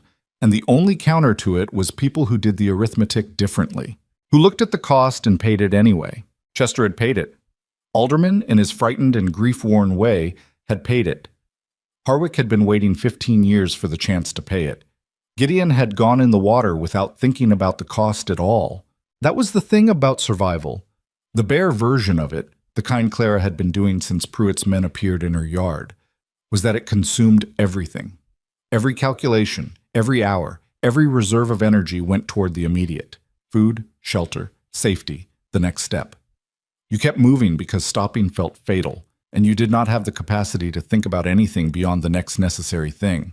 What she was learning now, slowly, in the warmth of a kitchen that had become familiar and the company of people who had chosen to be here, was that surviving was not the same as living. And she was not entirely sure when the transition had happened or if it was still happening, but she was somewhere in the middle of it, and it felt different from anything she'd expected. The offer of the original homestead came in April, in a letter from Vane's office. Part of the federal investigation's remediation was the voiding of Pinnacle Western's fraudulent land claims, which meant the properties reverted to the last legitimate holders. In the Whitmore case, that meant Clara. She was entitled to reclaim the homestead west of Laramie. The letter said so in formal language with the weight of federal authority behind it. The cottonwood in the back corner, Thomas's grave underneath it. She could go back. She sat with the letter for 2 days before saying anything to anyone. She sat with it the way you sit with a decision that touches something deep enough that you need to feel all of it before you can think clearly about any of it. On the second evening, she showed it to Gideon. He read it at the kitchen table, then set it down. He did not say anything immediately, which she'd come to understand was how he processed things that mattered to him. "What do you want to do?" he asked, finally. "I don't know yet," she said. "That's why I'm telling you." He was quiet for a moment. Outside, the April wind was doing something tentative and not entirely cold, the first suggestion of the season turning, the ground starting to think about thawing. "What does going back mean to you?" She thought about it honestly. "It means Thomas didn't lose. It means they didn't win. It means the place he built still belongs to us." She paused. "It also means going back to a place where everything that happened is embedded in the land. The yard where he died. The room where the children were when Pruitt's men came. Every morning would start with that. And staying here? Gideon said. Staying here means this. She gestured, which was not a precise gesture, but somehow encompassed the kitchen, the window with the ridge visible in the last of the evening light, the sound of children from the bunkhouse, all of it. It means what this has become, which is something I didn't expect and didn't plan, and which is... She stopped. He waited. Which is mine, she said. In a different way than the homestead was mine. The homestead was ours, Thomas's and mine, and I loved it, and I'm grateful we had it. But this is something I found myself. On a road I didn't choose, with people I didn't know, and it turns out to be... She exhaled. I didn't know I could build something twice. Gideon looked at her with that direct brown gaze. You're not giving up the homestead by staying, he said carefully. You could deed it to someone. Alderman's been looking for land that's better than what he has now. Or Martin, when he's older. It doesn't have to be abandoned to be kept. She hadn't thought of that. The simplicity of it, the rightness of it.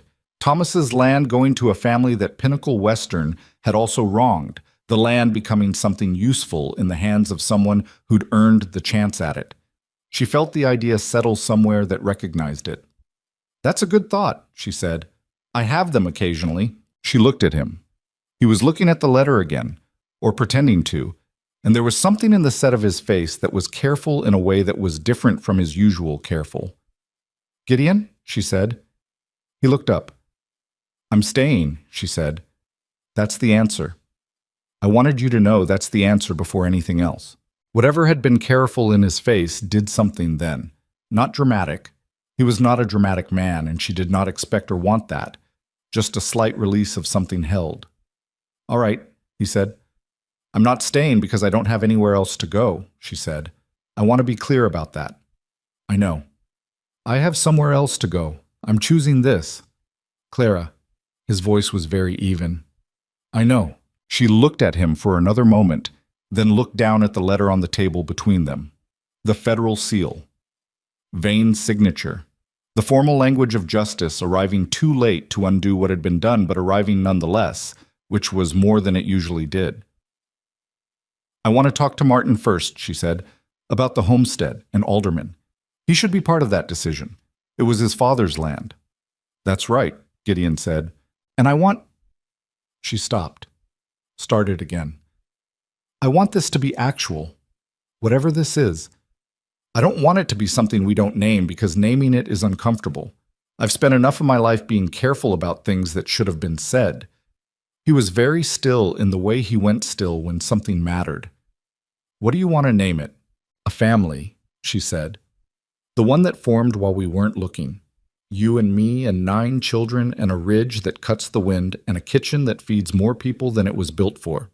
She held his gaze. That's what I want to name it. Gideon Cross was quiet for a long moment. When he spoke, his voice was not entirely steady, which was the first time she'd heard it be anything other than completely steady, and it did something to her that she didn't have words for. That's what it is, he said. She reached across the table and put her hand on his, and he turned his hand over and held it, and they sat like that for a while in the kitchen with the evening light going and the sounds of her children coming through the walls. She told Martin about the homestead the following morning, walking the fence line he'd been working, just the two of them in the early April air that still had cold in it but was trying. He listened without interrupting, which was his way. When she finished, he was quiet for a while, looking at the fence post he'd just set, the work of his hands visible and solid in the thawing ground. Papa would have said to give it to someone who needed it, he said finally. I know. Alderman lost everything too, and his wife. Martin was quiet again. It seems right. The land going to someone Pinnacle Western also hurt. Yes. He turned to look at her. He was 14 and tall for it, getting taller, and sometimes she looked at him and saw Thomas so clearly it took effort to see Martin instead. You're happy here, he said. It wasn't quite a question. Getting there, she said, which is more than I expected. Me too, he said. Then, with the deliberate casualness of a teenager broaching something they've thought about more than they want to admit. Gideon's all right. He is. He's not. He's not trying to replace Papa. I've been watching. He's not doing that. No, Clara said. He's not. He's doing something different, something that doesn't require replacing anything.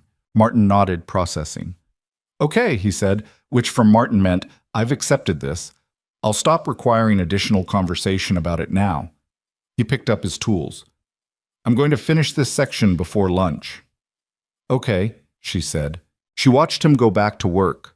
Her son, her firstborn, the boy who'd driven the wagon through 5 days of rejection and made the last watch of every night and held the rope when Gideon pulled Horace from the creek. He was going to be a good man. He already was one, in the ways that mattered. Thomas had started it. The road had finished it in ways neither of them would have chosen, but there it was. Her son, setting fence posts in April ground, becoming the shape of who he was going to be. They had aldermen to the ranch for dinner in May, when the ground was green and the creek was running the comfortable middle volume that came after snowmelt. He came alone, with the leather folder of his documents because he seemed unable to travel without them, and sat at the kitchen table with Clara and Gideon while the children provided the chaotic and warm background noise of 9 people in an adjacent space that had become completely their own.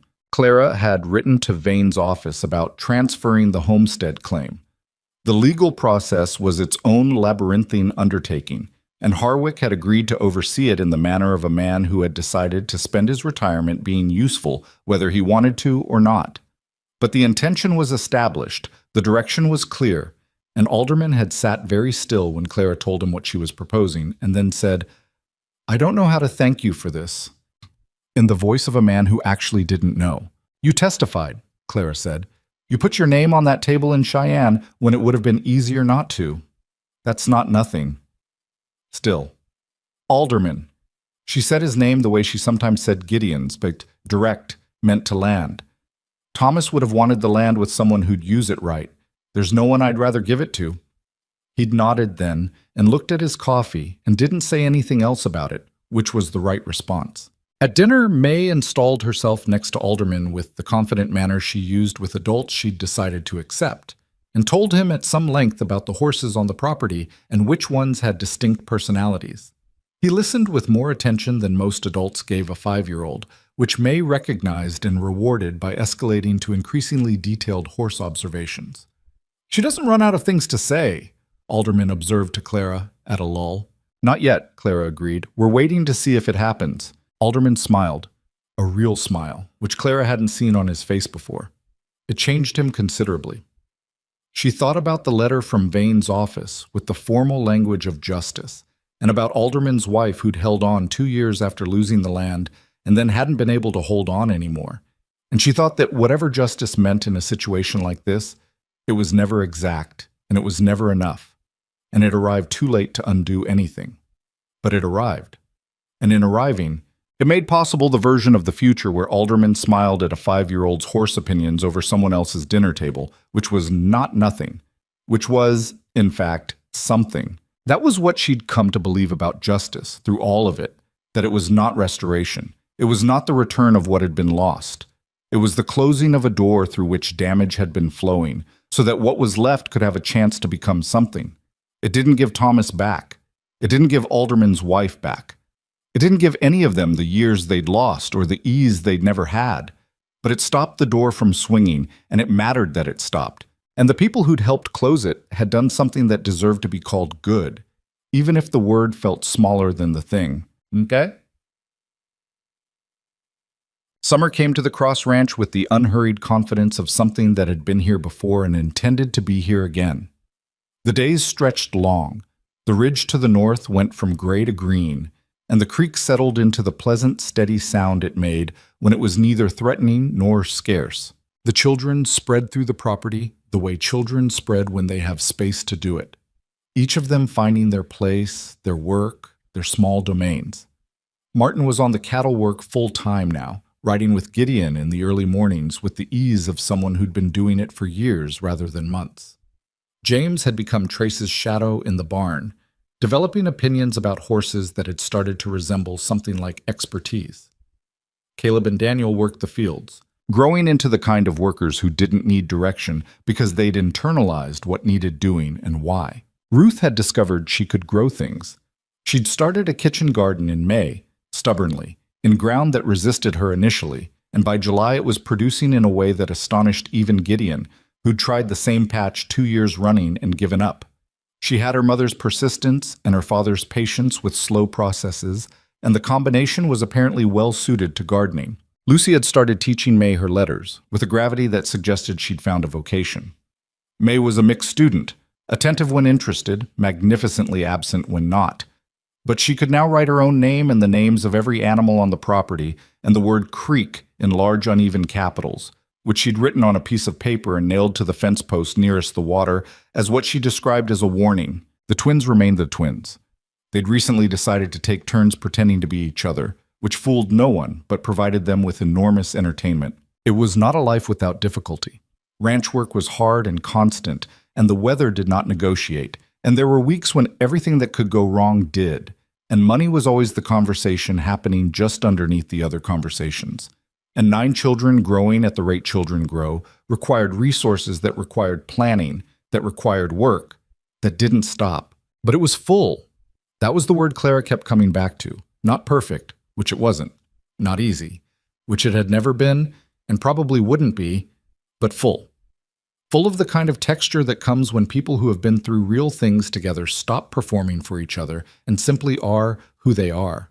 Gideon had proposed in June.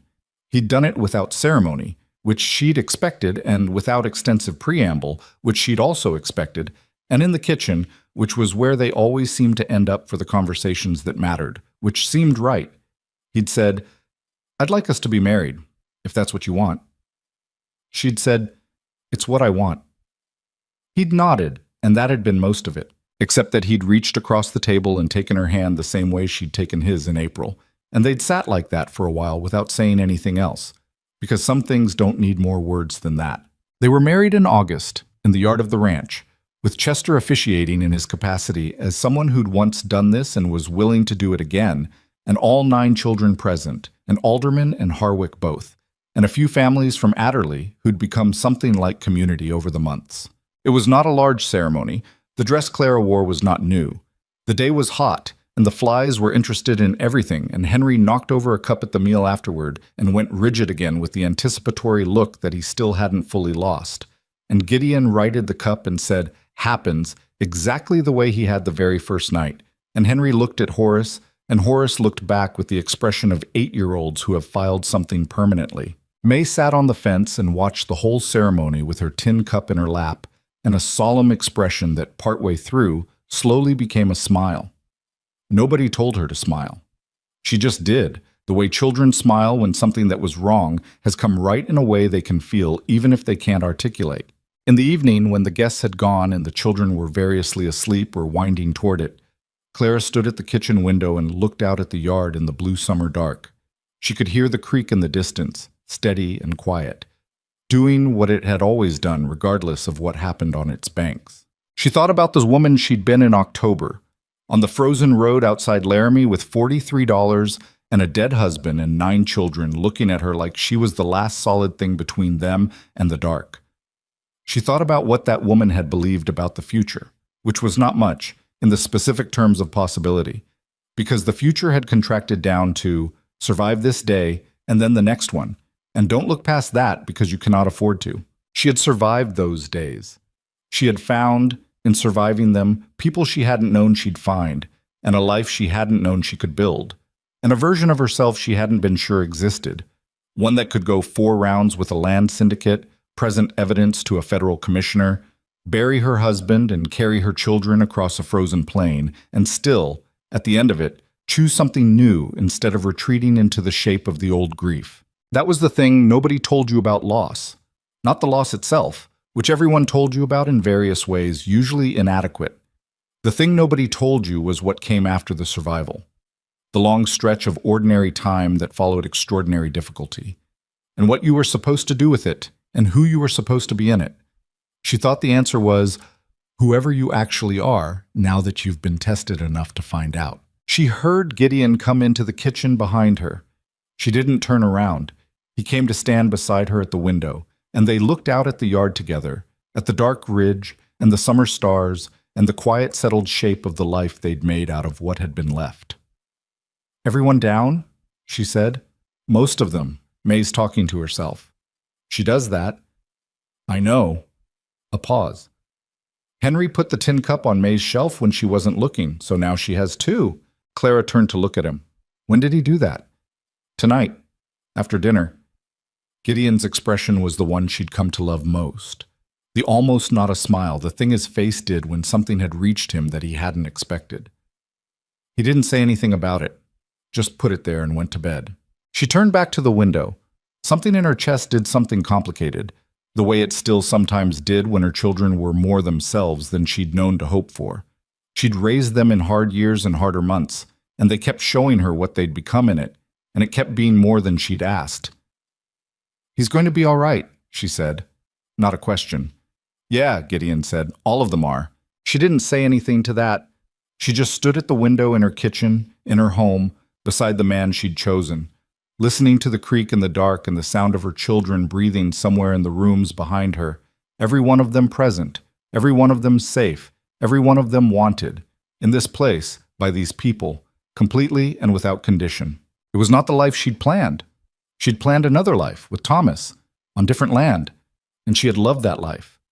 And she did not pretend she hadn't. Grief was not something that resolved into nothing. It persisted, the way Thomas's careful handwriting persisted in the leather satchel she still kept, the way the cottonwood persisted on land that now belonged to Alderman and his children, the way some things that end don't disappear but become part of the ground you stand on. But she was standing. That was what she knew, at the end of it, after everything. The frozen road, the closed doors, the 9 mouths to feed with $43 and no direction, the documents and the river and Pruitt on the doorstep and the long cold winter. She was standing in a kitchen that was hers, in a life that was hers, beside a family she had built from what remained. Surviving, she'd learned, was staying alive. Living was something you did after that, something you had to choose, something that required you to stop looking only at what you'd lost and start looking at what was still in your hands. She had 9 children and a man who went in the water without thinking, and a ridge that cut the wind, and a garden that Ruth had grown from resistant ground, and a tin cup that now had a companion on May's shelf because a frightened boy had quietly decided to be generous. She had enough. More than enough. More than she'd known to ask for on the road in October. More than she'd thought the world was willing to give. She put her hand in Gideon's and held it, and the summer night held all of them, and the creek ran on.